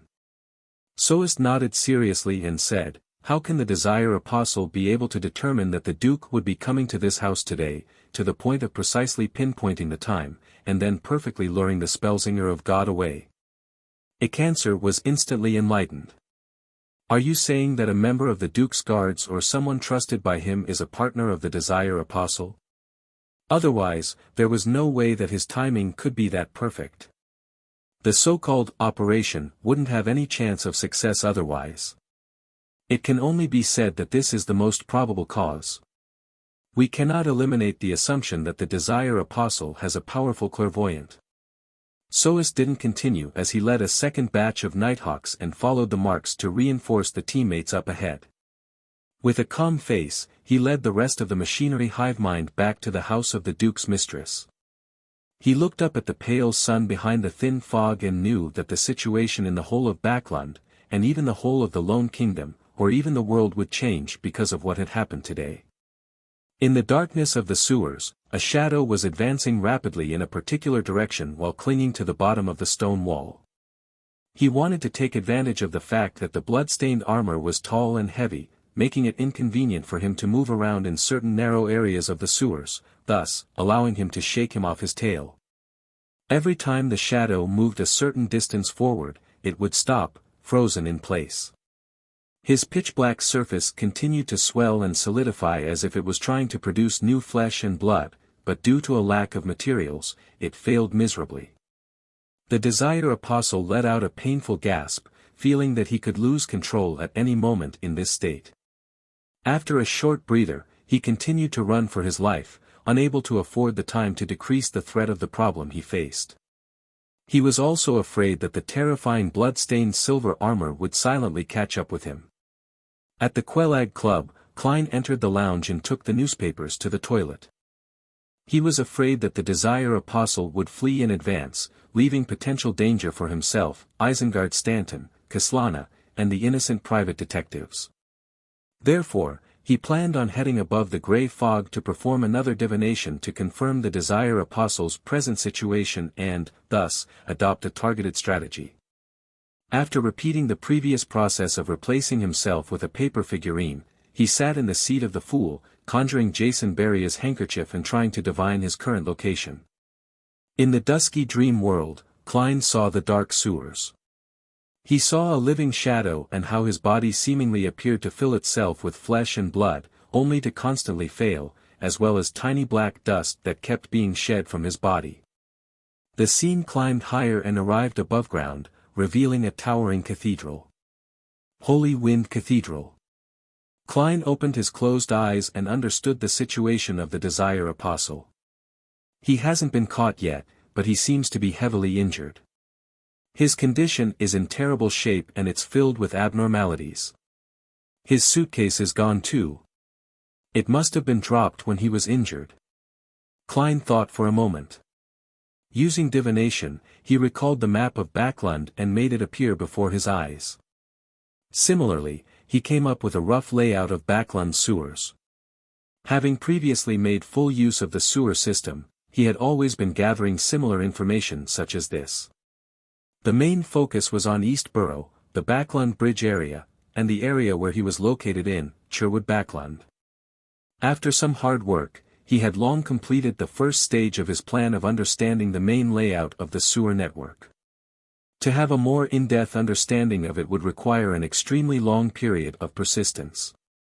When the time came, Klein even thought of infiltrating Backlund's municipal hall and directly sneak a peek at the design prints. According to the two maps and the scene seen in the dream divination, Klein noticed that the Desire Apostle, Beria, hadn't fled in the direction of the Tussock River. Instead, he had taken the opposite route to Hillston Borough, as if he wanted to pass through and enter the artificial lake in Empress Borough. In other words, he's getting closer and closer to me. Klein's mind stirred as he suddenly had an idea. Although I'm not sure which sewer he'll pass through, I can make a judgment via divination. He's heavily injured and in a very strange state. His interference in this aspect has turned extremely weak. At close distances, it's not like I can't find him. After all, I've seen what he really looks like, and I have a grasp of his aura. When it comes to finding people, I'm a professional. I have to do something, I can't let him escape just like that. There's still time. After confirming the degree of danger, Klein made up his mind and returned to the real world. He took out the candle, quickly set up a ritual, summoned himself, and responded to himself. Not long after, there was a figure in black armor, wearing a black crown, and a cloak of the same color in the bathroom. It was Klein in his spirit-body state while carrying the Dark Emperor card. He also included mystical items such as the sun brooch and biological poison bottle, so as to ensure success.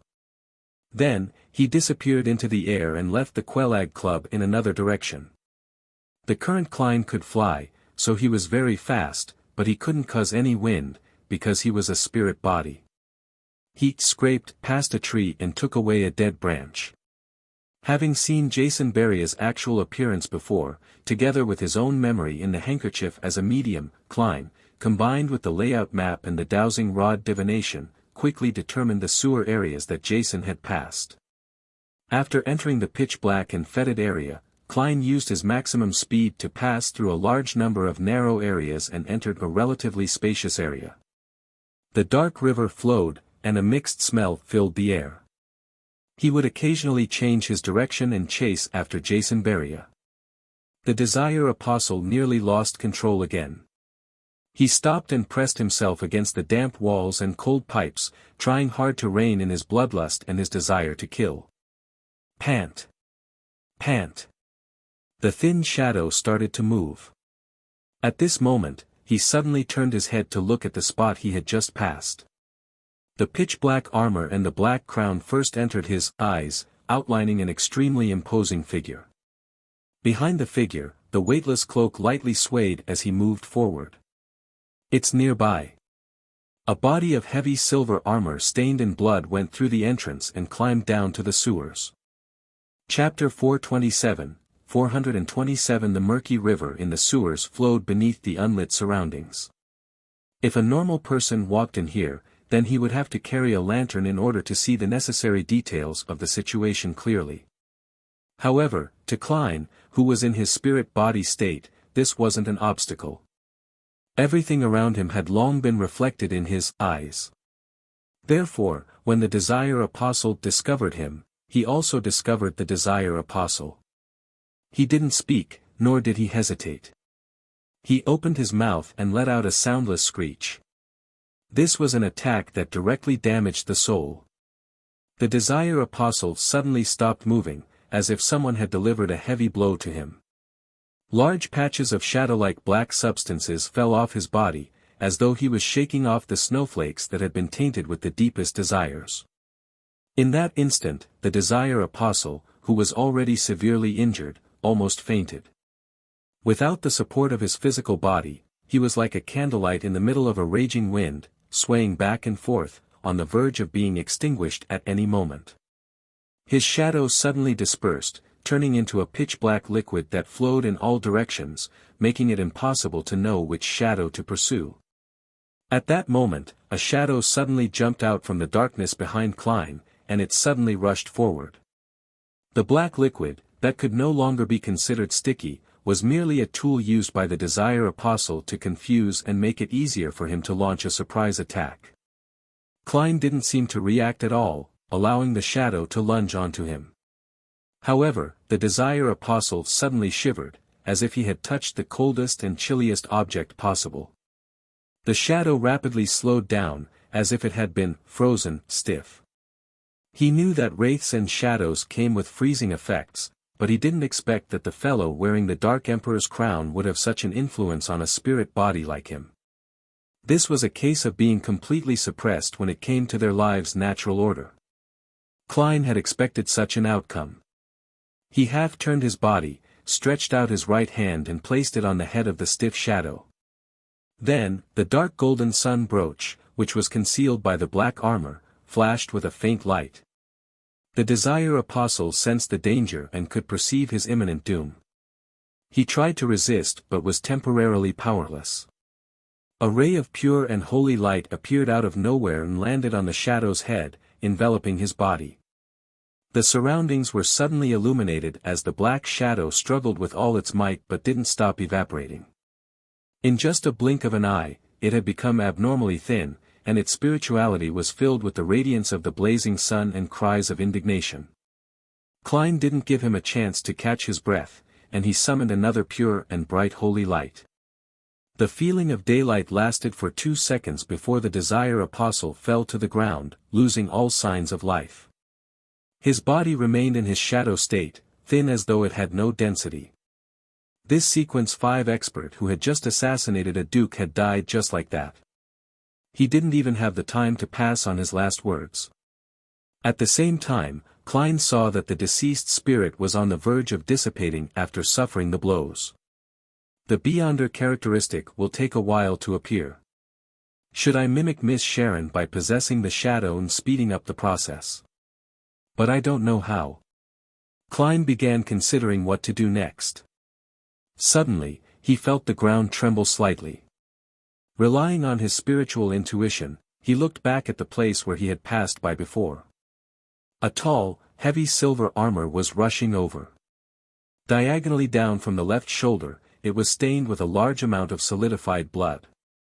Sealed Artifact 1-42. Klein's heart tightened. Without any hesitation, he wrapped the spirit of the Desire Apostle within him and ended the summoning.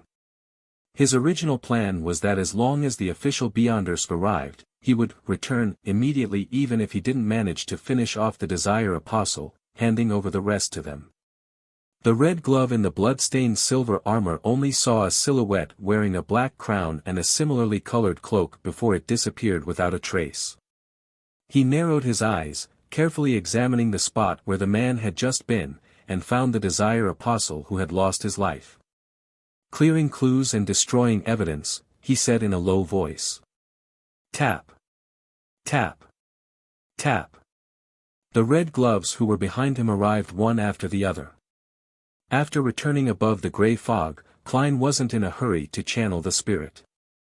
Instead, he directly left the mysterious space and returned to his body in the real world. He skillfully packed up the ritual items like the candles, and soon, the last traces were removed. After doing all of this, he once again created a double. He took 4 steps counterclockwise and arrived at the ancient palace above the gray fog. Here he could communicate directly with a remnant spirit, as a real spirit medium could do, without having to pray to anyone or use the help of a ritual. He had confirmed that when he communicated with Nimblewright Master Rosego's spirit. Considering that the spirit of the Desire Apostle had been purified and might dissipate at any moment, Klein prepared himself to ask the relatively more important information. As for the potion formula for the Devil Pathway, he planned to consider it only at the end. In any case, even if he obtained it, he didn't plan on selling it, lest he would nurture a few cold-blooded serial murderers. Looking at the Desire Apostle with brown hair and brown, blank eyes, Klein emanated his spirituality and asked, "What were you plotting?" The Desire Apostle's connection had been completely severed off from the outside world by the gray fog and could only reply in a muddled voice, "Assassinate Duke Negan." Duke Negan. Him again. Who wants him dead so much? Klein was stunned as he asked, "Did it succeed?" "Yes," the Desire Apostle answered calmly without giving any additional descriptions. In this state, he only replied to whatever he was asked. "Poor Duke Negan, the Lord of Storms wasn't able to protect you." Klein gestured the sign of the crimson moon on his chest. He didn't attempt to understand the details and directly asked, "Who instigated you to do so?" Was it the organization that had commissioned Rear Admiral Hurricane Kalangos? Klein recalled the assassination attempt. The Desire Apostle calmly said, "An organization, the most secret and ancient organization, most Beyonders don't know of its existence. Its members are said to have important figures in various fields, maybe the higher-ups of the various churches and militaries of different nations." Sounds familiar. Could it be that secret organization which Emperor Roselle joined, the ancient organization that wields the second blasphemy slate? Klein's mind stirred as he asked, "What kind of reward did they promise you, that you would be willing to give up your identity of more than 10 years? The Desire Apostle replied in a slightly changed voice, "A card of blasphemy, the Abyss card." A card of blasphemy? The Abyss card, one of Roselle's 22 cards of blasphemy. This most likely corresponded to the Devil Pathway. It's no wonder that the Desire Apostle was willing to sacrifice everything that he had accumulated over the past 10 years just for this. In it lies the hope for him to become a high-sequence Beyonder. The reward is much more valuable than the mission. However, it's unlikely that Rear Admiral Hurricane Kalangos would be attracted by such a reward, unless that organization has another card of blasphemy or some other item. If it's really the mysterious organization which Roselle joined, finding a few cards of blasphemy is quite normal. Even if they don't, they still possess the blasphemy slate. Klein was alarmed at first before asking in confusion, "Why do they want Duke Negan dead?" The spirit of the Desire Apostle thinned significantly again, and he said in a hollow voice, "I don't know. All I did was consider taking the mission or not." "Then, have you heard anything?" Klein pressed. The Desire Apostle remained in the same unperturbed state. "I have heard that their purpose is the resurrection or awakening of the Creator. They interfere with the progress of history, making it fit their needs, in order to achieve their goals at a certain point in time. If the trend of the times aren't as they expect, then they will try their best to reverse it. Other than that, they just quietly watch from the sidelines, apathetic. Perhaps they wouldn't act or entrust something even once every few decades or centuries, a secret organization in the true sense of the word. It's consistent with Roselle's description of the powerful faction that secretly manipulates the world. It also seems related to the original creator. Seeing that the spirit body of the Desire Apostle was about to disappear, Klein quickly asked, "What is the name of that organization? How can they be contacted?" The Desire Apostle looked ahead emotionlessly, his figure quickly disintegrating. Before he disappeared completely, he answered the question, "They are called the Twilight Hermit Order." Inside the house with the glass greenhouse, the thin secretary with the gold-rimmed glasses and white gloves sat with a sullen face and a look of deep grief. "What's your name? What sequence are you? Which Beyonder pathway are you from?" Deacon Acancer asked solemnly. The blonde secretary replied slowly in a deep voice, "Lockhart Siakam, Sequence 5, as for which Beyonder pathway I'm from, you can apply for access to my records from MI9. "All right." Acancer then asked, "Does the Duke come here at a fixed time every week?" "No, he doesn't like to work according to a schedule, especially after the assassination attempt by Kalangos. Before today, no one knew that he would be here today, and I only heard about it in the morning at Parliament," Lockhart Siakam replied seriously. Acancer thought and asked, "If there's a spy amongst you, who do you think he is, and who do you suspect?" Lockhart thought about it for a few seconds, then he shook his head. Following that, Acancer asked for details of the battle and got a rough idea of the process. He saw that Lockhart was pale and badly hurt, hence, he politely rose to check on the rest of the Duke's guards. After watching the deacon of the machinery hive mind leave, Lockhart took a deep breath and trudged over to Duke Negan's corpse. The great noble was no longer naked like before, but the remnants of terror still remained on his face. After looking deeply at Duke Negan's corpse, Lockhart murmured sadly, "I'm sorry." At this moment, with his back facing everyone, the corners of his mouth slightly curled up. He calmly added inwardly, "This is the choice of the times." Chapter 428 West Borough, 9, Hope Street, the Prime Minister's residence. Aguisid Negan stood behind a large table and looked at Earl Hall with a serious expression. "Lord Hall, my secretary should have briefed you on what has happened. You're the first noble that I've thought of at this moment." The important member of the Conservative Party, who was presently Prime Minister of the Cabinet, looked like he had aged considerably. His tall, thin figure leaned forward as if unable to bear the bad news, to the point of needing to prop himself up on the table with both hands. But his eyes were still sharp and his attitude calm. Earl Hall, who had a beautiful mustache, sighed and said, "I'm sorry to hear this piece of news. It has shocked me greatly. I was thinking of visiting His Grace in a few days to discuss the bill that we're all very concerned about, but who would have known that he would be attacked, having lost the handsome appearance of his youth due to his deep smile lines and the fattening state of his body. He first expressed his condolences, grief, and empathy, then he restrained his emotions and said, 'His Grace is already dead.' Compared to crying and being angry, we need to be more careful and calm. Only by doing this can we handle the aftermath and prevent this heavy steam train of the kingdom from derailing. This is also the reason why I came to you immediately. The other nobles will only call upon their gods, trembling in fear, and express how unacceptable this is. They will want the murderer to be severely punished and the mastermind found. From their point of view, even the Duke who was heavily protected could be assassinated, then what about them?" Prime Minister Aguisid said in a heavy voice. "It's a perfectly natural and understandable reaction, but it's not the reaction we need." B. Ox Novel. Com, Earl Hall nodded and asked, "Who's the murderer? What was the motive?" "A devil who was disguised as a banker for more than a decade, a true devil. By the way, your Varvat Bank just acquired his business," Aguisid said, his tone unchanged. Patrick Jason. Earl Hall immediately remembered the man's name. He was the one who approved the acquisition of the bank.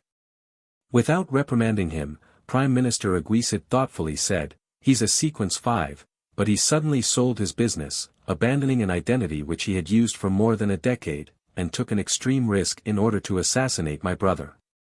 From this, we can make a compelling guess that he was instigated by a person or some faction. Unfortunately, he was killed while escaping. Even his spirit body was taken away. According to reports from the Nighthawks, it was done by the hero bandit Dark Emperor. It involves an extremely secretive organization, and we aren't able to find out anything about it in a short period of time." Earl Hall asked. "Yes, that so-called hero bandit didn't leave any traces behind. We can only start with the people who had come into contact with Jason in the past few months. This will take a lot of time, and there may not be any results." Aguisid gave an affirmative answer. Earl Hall took 2 steps forward and asked, "What's His Majesty's attitude regarding this?" "Grief, but no specific thoughts," Aguisid replied. Earl Hall frowned and said after some thought, "In that case, the important thing isn't about who's the mastermind behind the scenes, but what goal they wish to achieve through this matter. If they want war, or to restart the conflict in the colonies, then we need to tell the masses that the one instigating Patrick Jason was the Faceac Empire, and we would fabricate a detailed process and provide seemingly convincing evidence. In the past several centuries, this northern neighbor of ours has always played a similar role, and I think everyone is already used to it. I don't think there's any doubt that it's very, very, very normal for the barbarians to do this sort of thing. And the masses will be afraid of them."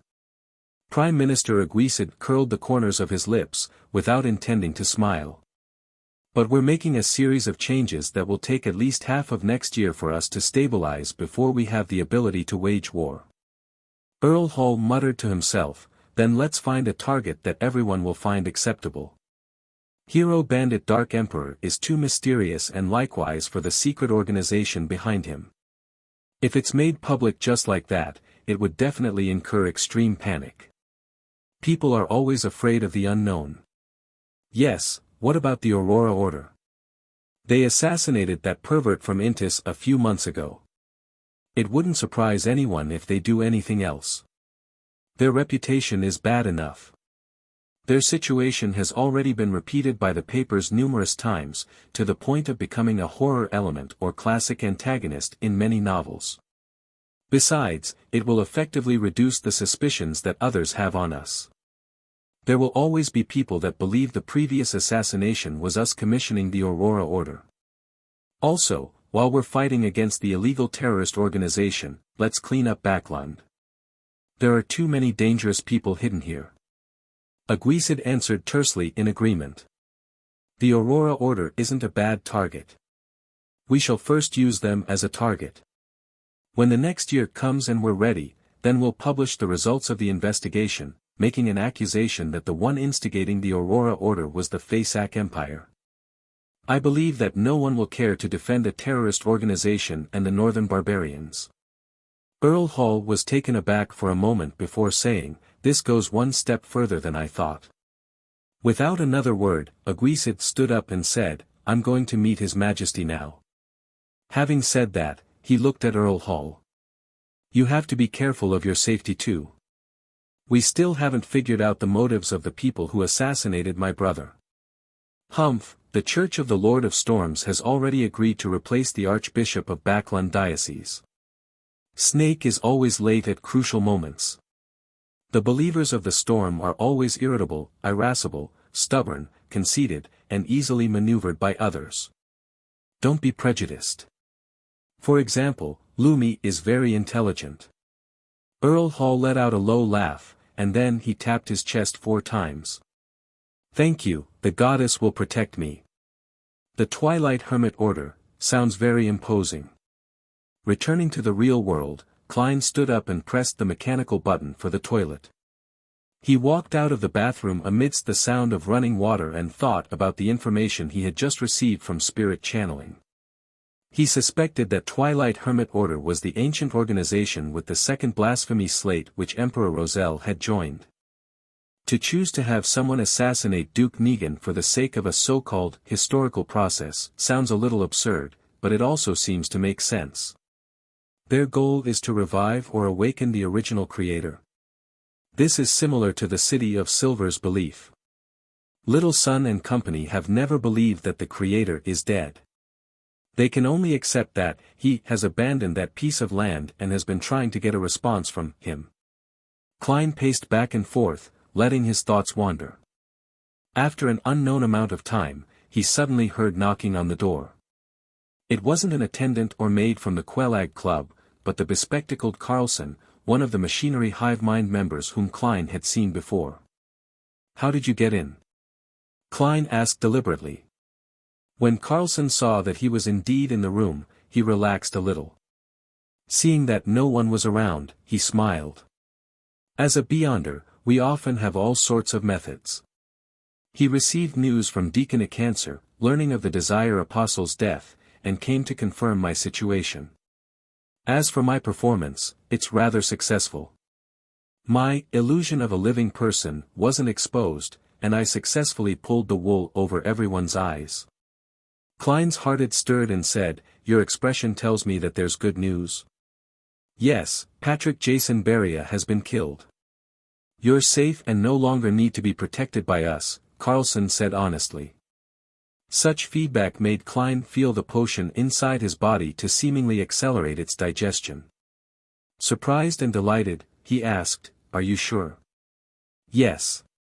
Carlson gave an affirmative answer. "That's great," Klein said happily. Carlson looked at him and complimented him wholeheartedly. "Your detective instincts and logical thinking have given us a great deal of help. The deacon wrote that after this matter is over, a reward will be given to you in secret.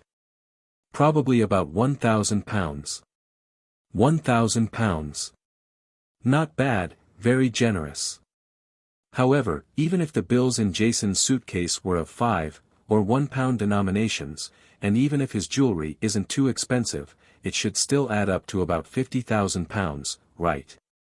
Ma'am Mary of the National Atmospheric Pollution Council is probably worth that much if one counts her shares in the coin company. Yes, Jason's accomplice in luring Spelsinger of God away had probably taken some of the money. The remaining amount is probably around £20,000 to £30,000, but that's still nothing £1,000 can compare with. What a pity. I can't think of it that way. Maybe Jason's accomplice took all the wealth ahead of time. Klein felt a wave of disappointment and joy. And the reward from the Machinery Hive Mind was even more proof of the success of his performance during this period of time. It made him feel like he was only one step away from completely digesting the potion. This is something I should do. After all, the person being threatened is me. Klein smiled. He wasn't worried about retaliation from Jason's accomplice, because revenge was only a ruse. More importantly, he would be a Sequence 6 by then. Carlson nudged his glasses and said thoughtfully, "Sherlock, you're also a believer of God. We hope to establish a good relationship with you. In the future, you can inform us of whatever you encounter and gather. This is them developing me into an informant of the Machinery Hive Mind. I have another channel for reimbursement." Klein drew a triangular-shaped sacred emblem on his chest. "No problem." No longer being protected by the Machinery Hive Mind, Klein stayed at the Quelag Club until dinner, then he slowly took a carriage back to 15, Minsk Street.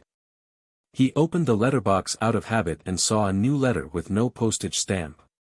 The letter was from Detective Isengard Stanton, who left it after an afternoon visit, had written. "I heard from the Machinery Hive Mind of the suggestion you offered. Your sharpness and caution is truly astounding. If you weren't already a Beyonder, then I would even believe that being a reader is the pathway that suits you best. You truly are the best young man at deduction that I've ever met." Klein stood in the living room, reading Isengard's letter by the light of the gas lamp. This time, there was nothing new to the performance. It was done step by step and conformed to the past performances. It didn't even have much of an effect. But there were enough people in the audience, and all of them were by my side, which allowed me to get feedback directly. Klein held on to the letter as he reflected over the matter. He half closed his eyes and felt something inside his body rapidly disintegrating and dissipating. Numerous illusory stars around him seemed to appear, and he could only feel a very weak attraction from the resplendent stars. On the last month of 1349, his magician potion was finally digested. Chapter 429, 429, the street lamps at night illuminated the wet ground, which was sent splashing by the occasional horse carriage that passed by. Backlund was located in the middle of the kingdom, only dozens of kilometers from the Sonia Sea, and it rained frequently all year round. The highest temperature in July was only 28 degrees Celsius, and the lowest was around 2 degrees Celsius in winter. The weather seldom had a chance of dropping to 0 or lower, but this didn't stop people from feeling the cold here. Even the northerners from Faisac, who were used to living in ice and snow, sometimes couldn't bear the humidity that penetrated through their clothing and flesh. Klein stood behind the oriel window in a room which didn't have its fireplace lit. He looked at the tranquil scene outside and felt relaxed in his body, heart, and soul. As long as he gathered the ingredients and concocted the potion, he could immediately advance to sequence 6, becoming a faceless. The magician potion has been completely digested. The Desire Apostle was personally finished off by me and he failed to escape. The Aurora Order's search of the fool's believers is still going in circles. Apart from Mr. Azik being pursued by an unknown faction and the problem of the potion ingredients, I'm temporarily not troubled by anything. Klein leaned his body forward and took in a breath of air. He then looked at the fog that had condensed on the windows. The reason why he had risked his life to intercept the Desire Apostle was because he was afraid that the other party would have other plans and, thus, smoothly escape from the pursuit of the official Beyonders. At that time, he might be remembered for his crucial advice and be avenged afterwards. As a cold-blooded, a devil was unlikely to take the risk of avenging his comrades, but that didn't mean that they wouldn't choose to vent their anger on someone who nearly caused their death. This operation was definitely necessary. Perhaps someone from the Twilight Hermit Order is somewhere receiving him. Once the Desire Apostle escapes, and with me not having any relevant information, perhaps I'll be prepared against a sequence 5, believing that I would be pretty safe once I advance to Faceless, but the Desire Apostle might very well use the information provided by the Abyss card and the Twilight Hermit Order's help to advance to become a high-sequence Beyonder. Such a development is quite scary if I think about it. One is required to inflict the finishing blow of justice. Klein reflected over what had happened this afternoon and summarized his experiences and lessons. After enjoying the night scenery for a while, he returned to the sofa and sat down to think about his future plans. With the reward provided by the machinery hive mind, I'll be able to afford the mutated pituitary gland and blood of a 1,000-faced hunter. The deep-sea Naga's hair simply requires me to have money. Such an ingredient should be relatively easy to find on the sea. I can get Mr. Hanged Man to help. The only problem is the human skin shadow characteristic. And even if there is a clue, I don't have enough money. With this in mind, Klein couldn't help but give a self-deprecating chuckle. I'm not a person who particularly loves money, it's just a very average preference. When I was in Tianjin, I always encouraged Melissa to spend and urged her and Benson to hire a maid. I felt that no matter what, I should try to not treat myself too badly, and every time I did a covert operation, I always placed safety first and made sure to be careful so that I wouldn't be affected mentally because of the allure of wealth. However, in order to take revenge, I have to advance, and advancing requires me to buy expensive Beyonder ingredients. I can only accumulate every single penny and save whatever I can. He suddenly hunched his shoulders and felt that the coldness of the living room made a magician like him, who didn't have an excellent constitution, shudder. Therefore, he decided to take a shower, crawl into bed, and read in bed. There's only another 3 or 4 hours left before it's bedtime, there's no need to ignite the fireplace again. With a sigh, Klein got up and walked to the second floor. Under the Steam Cathedral. After a cancer finished reading all the recorded statements, he picked up his coffee and took a sip. After a few seconds of silence, he pulled out the ancient silver mirror called a Rhodes. Carlson took a glance at it and asked curiously, "Deacon, if I ask the Honorable Rhodes about an unsolved mathematical problem or a classical paradox, will it give me the correct answer?" "Most of the time, it will directly reject you. If it thinks that you have ill intentions, it will even give you a lightning strike or make you suffer a curse that you would never want to face," the cancer said with a sigh. "It's a living sealed artifact with extremely high intelligence, not a rigid, rule-abiding difference machine. When using it, it's best not to think about trying to find loopholes." Carlson looked around at his teammates and kindly suggested, "Deacon, let me ask the question for you. I have nothing I need to hide." He straightened his back and assumed an open, honest posture. A cancer smiled bitterly and said, "There's no need, I already know what I need to know. I'm no longer afraid of similar questions, and occasionally, the Honorable Rhodes will ask very profound questions. With your body's condition, the subsequent penalty won't be easy to bear." With that said, he clenched his fists before spreading his fingers apart and gently stroked the surface of the mirror thrice. In that subtle atmosphere, a cancer asked in a deep voice, "Honorable Rhodes, my question is, who or what faction instigated the Desire Apostle to assassinate Duke Negan?" The silver mirror didn't show any changes for a while. Only after a long time did the surface produce an aqueous light, forming a scene that looked like an oil painting. It was a plain where the sun was about to set. The vast field was covered in a faint golden afterglow. "What does that mean?" Carlson and the other members of the machinery hive mind looked at each other, unable to understand. Even though one of them was a Beyonder who had advanced from mystery prior and was no stranger at reading revelations. Twilight? The symbol of the end of life? A sect that believes in death, or lunatics that believe in the apocalypse, a mystery prior said after some deliberation. Carlson nodded in agreement. "I think it's the latter." A cancer ignored their discussion because a Rhodes's question had already appeared. "What color of underwear do you like best?" A cancer's face suddenly flushed red, and he felt as if smoke was rising from the top of his head. With great difficulty, he spat out a word, "Red."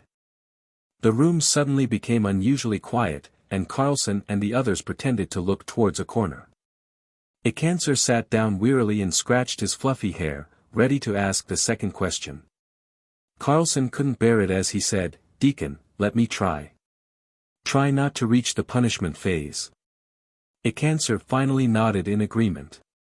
Carlson confidently mimicked the deacon's actions, gently stroking the surface of the silver mirror 3 times while the other members gathered again.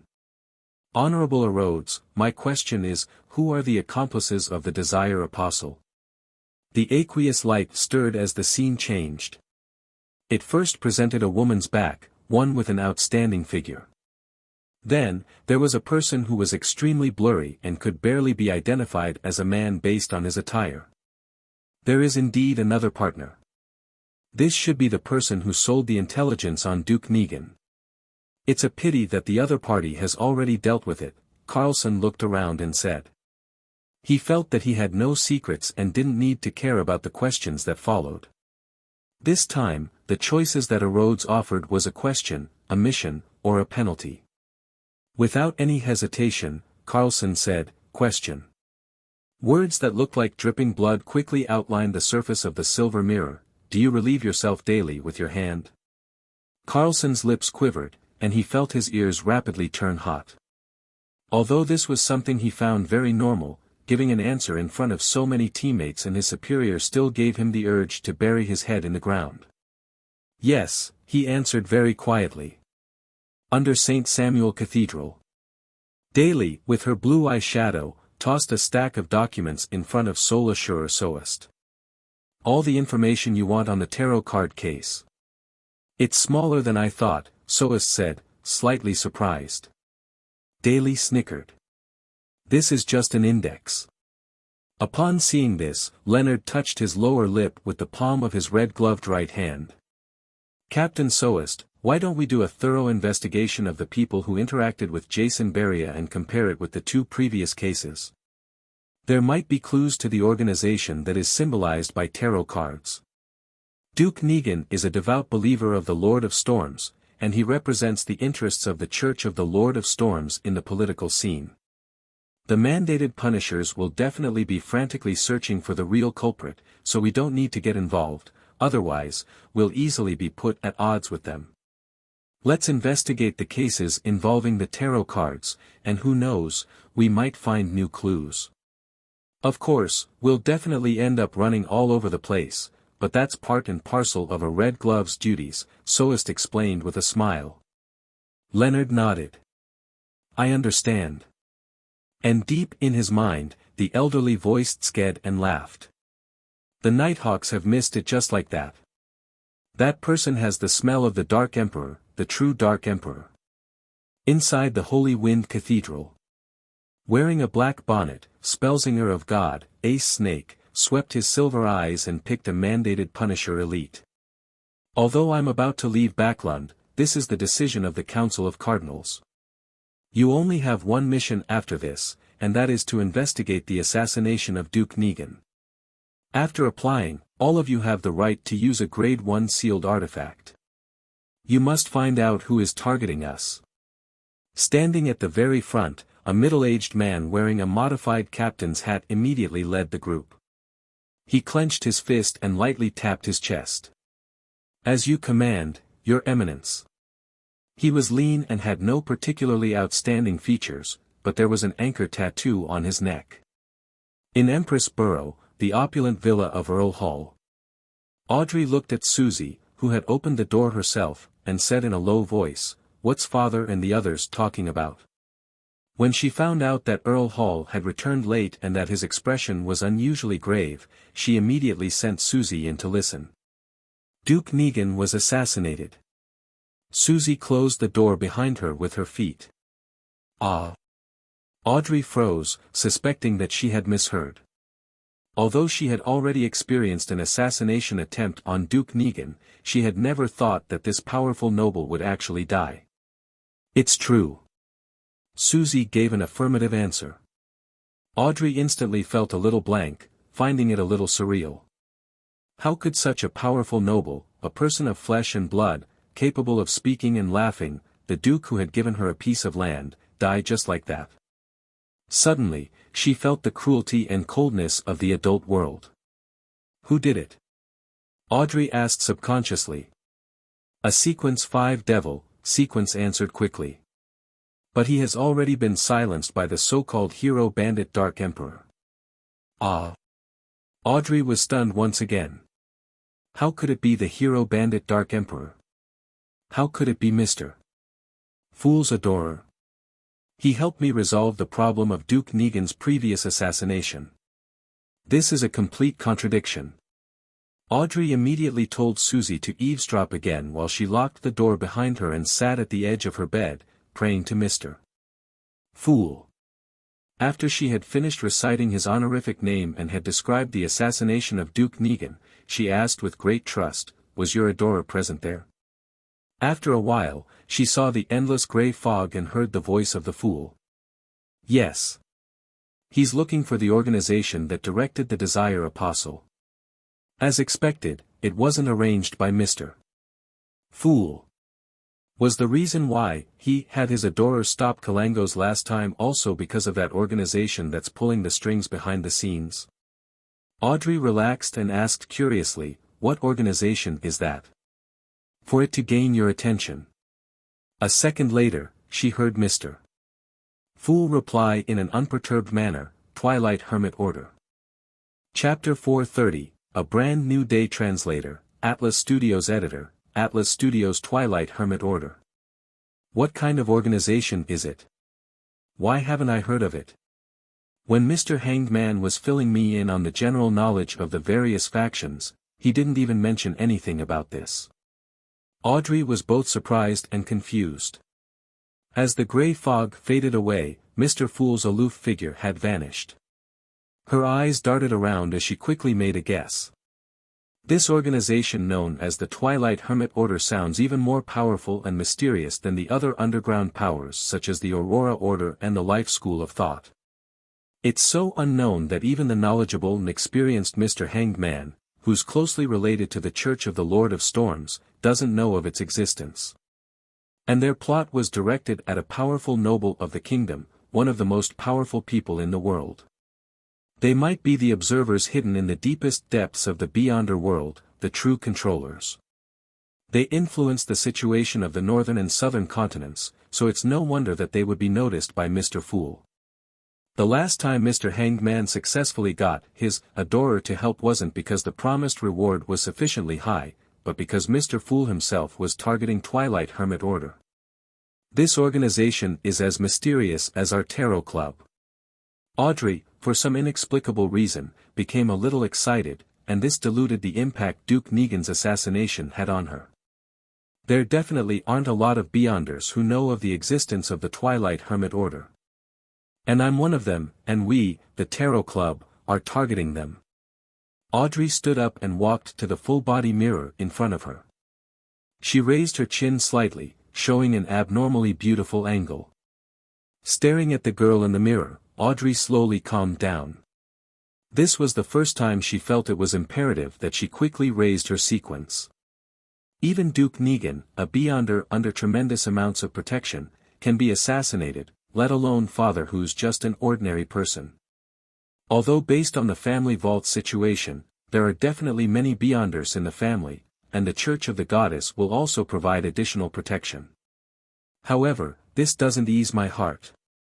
Duke Negan's guards aren't any weaker than what we have. All the best, Audrey, get to sequence 7 as soon as possible, then sequence 6, and then hide in the darkness. I'll be my father, mother, and brother's last line of defense. The capital of the Rorstad Archipelago, the City of Generosity. The Blue Avenger was once again passing by, moored at the port, giving sailors a chance to indulge and vent. Alger Wilson changed into a robe embroidered with storm patterns and went to the largest cathedral on the archipelago, the Cathedral of Waves. It was classical in style, and it mostly used stone pillars and arched structures, and it had a towering dome and 2 clock towers. In the early days of colonization, the pioneers often had no time to build a cathedral, which brought about very serious consequences for them. Surrounded by tribes, jungles, and ancient buildings, they would often die mysteriously in great numbers for no reason at all, even after they had conquered the region. This situation, which had caused a great panic, gradually deteriorated after the cathedrals of the various churches were built, becoming something that happened only once in a while. Standing in front of the cathedral, Alger was in no hurry to enter. Instead, he looked through the narrow windows at the dark and mysterious atmosphere and the warm candlelight that illuminated the activity area. A few seconds later, he entered the grand prayer hall, clenched his right fist and struck his left chest. He turned to the bishop facing him and said, "May the storm be with you." "May the storm be with you," the bishop responded in the same way. Without waiting for Alger to speak, the bishop of the Cathedral of Waves took out a telegram. "You're just in time. The Council of Cardinals has issued orders. Read it before praying." "What orders?" Alger asked casually as he reached out to take it. The bishop's expression was grave as he said, "Duke Negan has been assassinated. The Council of Cardinals has ordered all mandated Punisher and priests to pay attention to anything regarding the hero bandit Dark Emperor, as well as all the matters related to the tarot ritual." Hero bandit Dark Emperor. Alger perfectly expressed his surprise. He already knew that the Dark Emperor was Mr. Fool's adorer.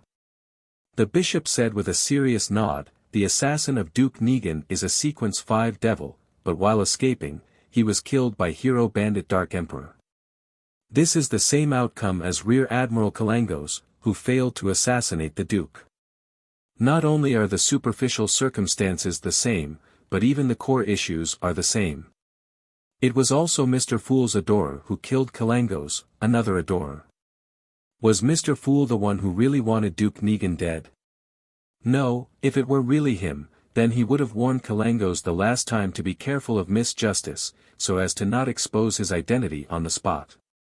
Mr. Fool is paying attention to the truth behind the assassination and the real murderer. Who could it be, or which organization would receive so much attention from Mr. Fool? Alger instantly thought of many things and made a preliminary judgment. He looked down at the telegram and saw that the church had set up a special investigation team for the assassination of Duke Negan. Every member was an elite of the mandated punishers. Should I apply to join, so as to have a grasp of their actions at any time? Alger hesitated for a moment. In the end, he decided to follow his original plan and keep a low profile. With a brand new day, Klein slept until he woke up naturally. He slowly got up, washed his face, and went downstairs. He wasn't in a hurry to prepare breakfast. Instead, he habitually opened the door, bathed in the fog, and took out today's newspaper from the letterbox. What is it? Suddenly, he noticed that there was a thick envelope stuffed inside the newspaper. It wasn't light at all. Squeezing the surface, Klein's mind flashed with the faint fragrance of banknote ink. His spiritual intuition told him that there was a lot of cash inside. Carefully, he opened it and pulled out the stack of money. After counting the money, he confirmed that there was a total of £1,000. It's the reward money from the machinery hive mind. Is this their way of secretly handing me the money? How can they be so certain this is fine? Leaving it in my mailbox just like that? What happens if it's stolen? The delighted Klein couldn't help but grumble. With this money, and without the machinery hive mind protecting him in secret, he could go to vampire Emlyn White to complete the previous transaction. After breakfast, Klein immediately put on his coat and hat, held his cane, and stuffed the newspaper in his arm and went out. On his way to the carriage stop, he saw his landlord, Mrs. Stellan Sammer, directing the maid to load the suitcase into the carriage in front of the door. "Good morning, Mrs. Sammer." Klein smiled and greeted her. Stellan smiled modestly and returned the greeting. She seems to have recovered mentally. Who knows what happened to her? Klein curiously asked, "Where are you going?" "It's almost New Year's. Mary gave Luke some time off in advance. We're going to Desi Bay to usher in the new year," Stellan said proactively. "Sigh, we've been to a few of the cities there, including the famous coastal towns. This time, we're preparing to go to Fainapotter. I've heard that the scenery in Seville City is quite good." Klein replied in jest, "How enviable. What about you? Detective Moriarty, where do you plan on spending the new year?" Stellan asked with a smile. "I'm probably staying here." "Oh right, I have to prepare some tools to repair the wall which Stuart had previously shot a hole in." Klein smirked and said, "Back to mid-seashore, where the winter smells different." The smile on Stellan's face became even more obvious. "I hope to meet you at Desi Bay in future New Year's Eve celebrations." South of the bridge, Rose Street, Harvest Church. Upon seeing Detective Sherlock Moriarty in his black tweed coat, Emlyn White, who was carefully wiping the candle stand, smiled. He combed his hair, walked over with his head held high and said in a low voice, "There's information on Jason Beria. A sanguine knows him. I have his information as well." Klein smiled as he handed the newspaper over. The headline read, "Yesterday, His Grace the Duke of Negan assassinated, a true devil plundering the land." Beneath the title was a detailed description of the assassination yesterday, and it revealed that the murderer was a banker named Patrick Jason who was killed on the spot, and the terrorist organization, the Aurora Order, claimed responsibility. When he saw the news earlier, Klein, who was having his breakfast, almost spewed out the milk in his mouth. At first, he imagined that the Aurora Order's Mr. A was brain damaged to take responsibility for this matter. However, after thinking about it carefully, he felt that it was most likely a cover used by the officials. If the Twilight Hermit Order is really the ancient organization which Emperor Roselle joined, then they would be extremely hostile towards the Aurora Order. After all, they hate the true creator. This thought suddenly flashed through Klein's mind. Emlyn looked blankly at the newspaper again and again before asking in disbelief, "Does this mean the information I got is useless?" "In theory." Klein gave the vampire gentleman a sympathetic look. "However, the official organizations are still investigating the masterminds behind Jason Beria. If your information points in the right direction, it should be of worth." As for Klein himself, he obviously didn't want to get involved in this matter anymore. No. He only knew Jason Beria and some of his hobbies. Emlyn sighed. Seeing his reaction, Klein asked in amusement, "Don't you usually read newspapers? How did you only learn of such an important matter until now?" Emlyn gave him an odd glance. "Why should I read the newspapers? I'm very busy. Busy cleaning the Harvest Church, busy spending time with those dolls you have at home, and busy thinking of ways to trick people into giving you blood to drink. You really are a New Age vampire." Klein opened his mouth, but he used his clown powers to suppress the laughter he was about to let out. He didn't tease Emlyn White and said seriously, "I've already gathered enough money for those 2 ingredients. When can you give them to me,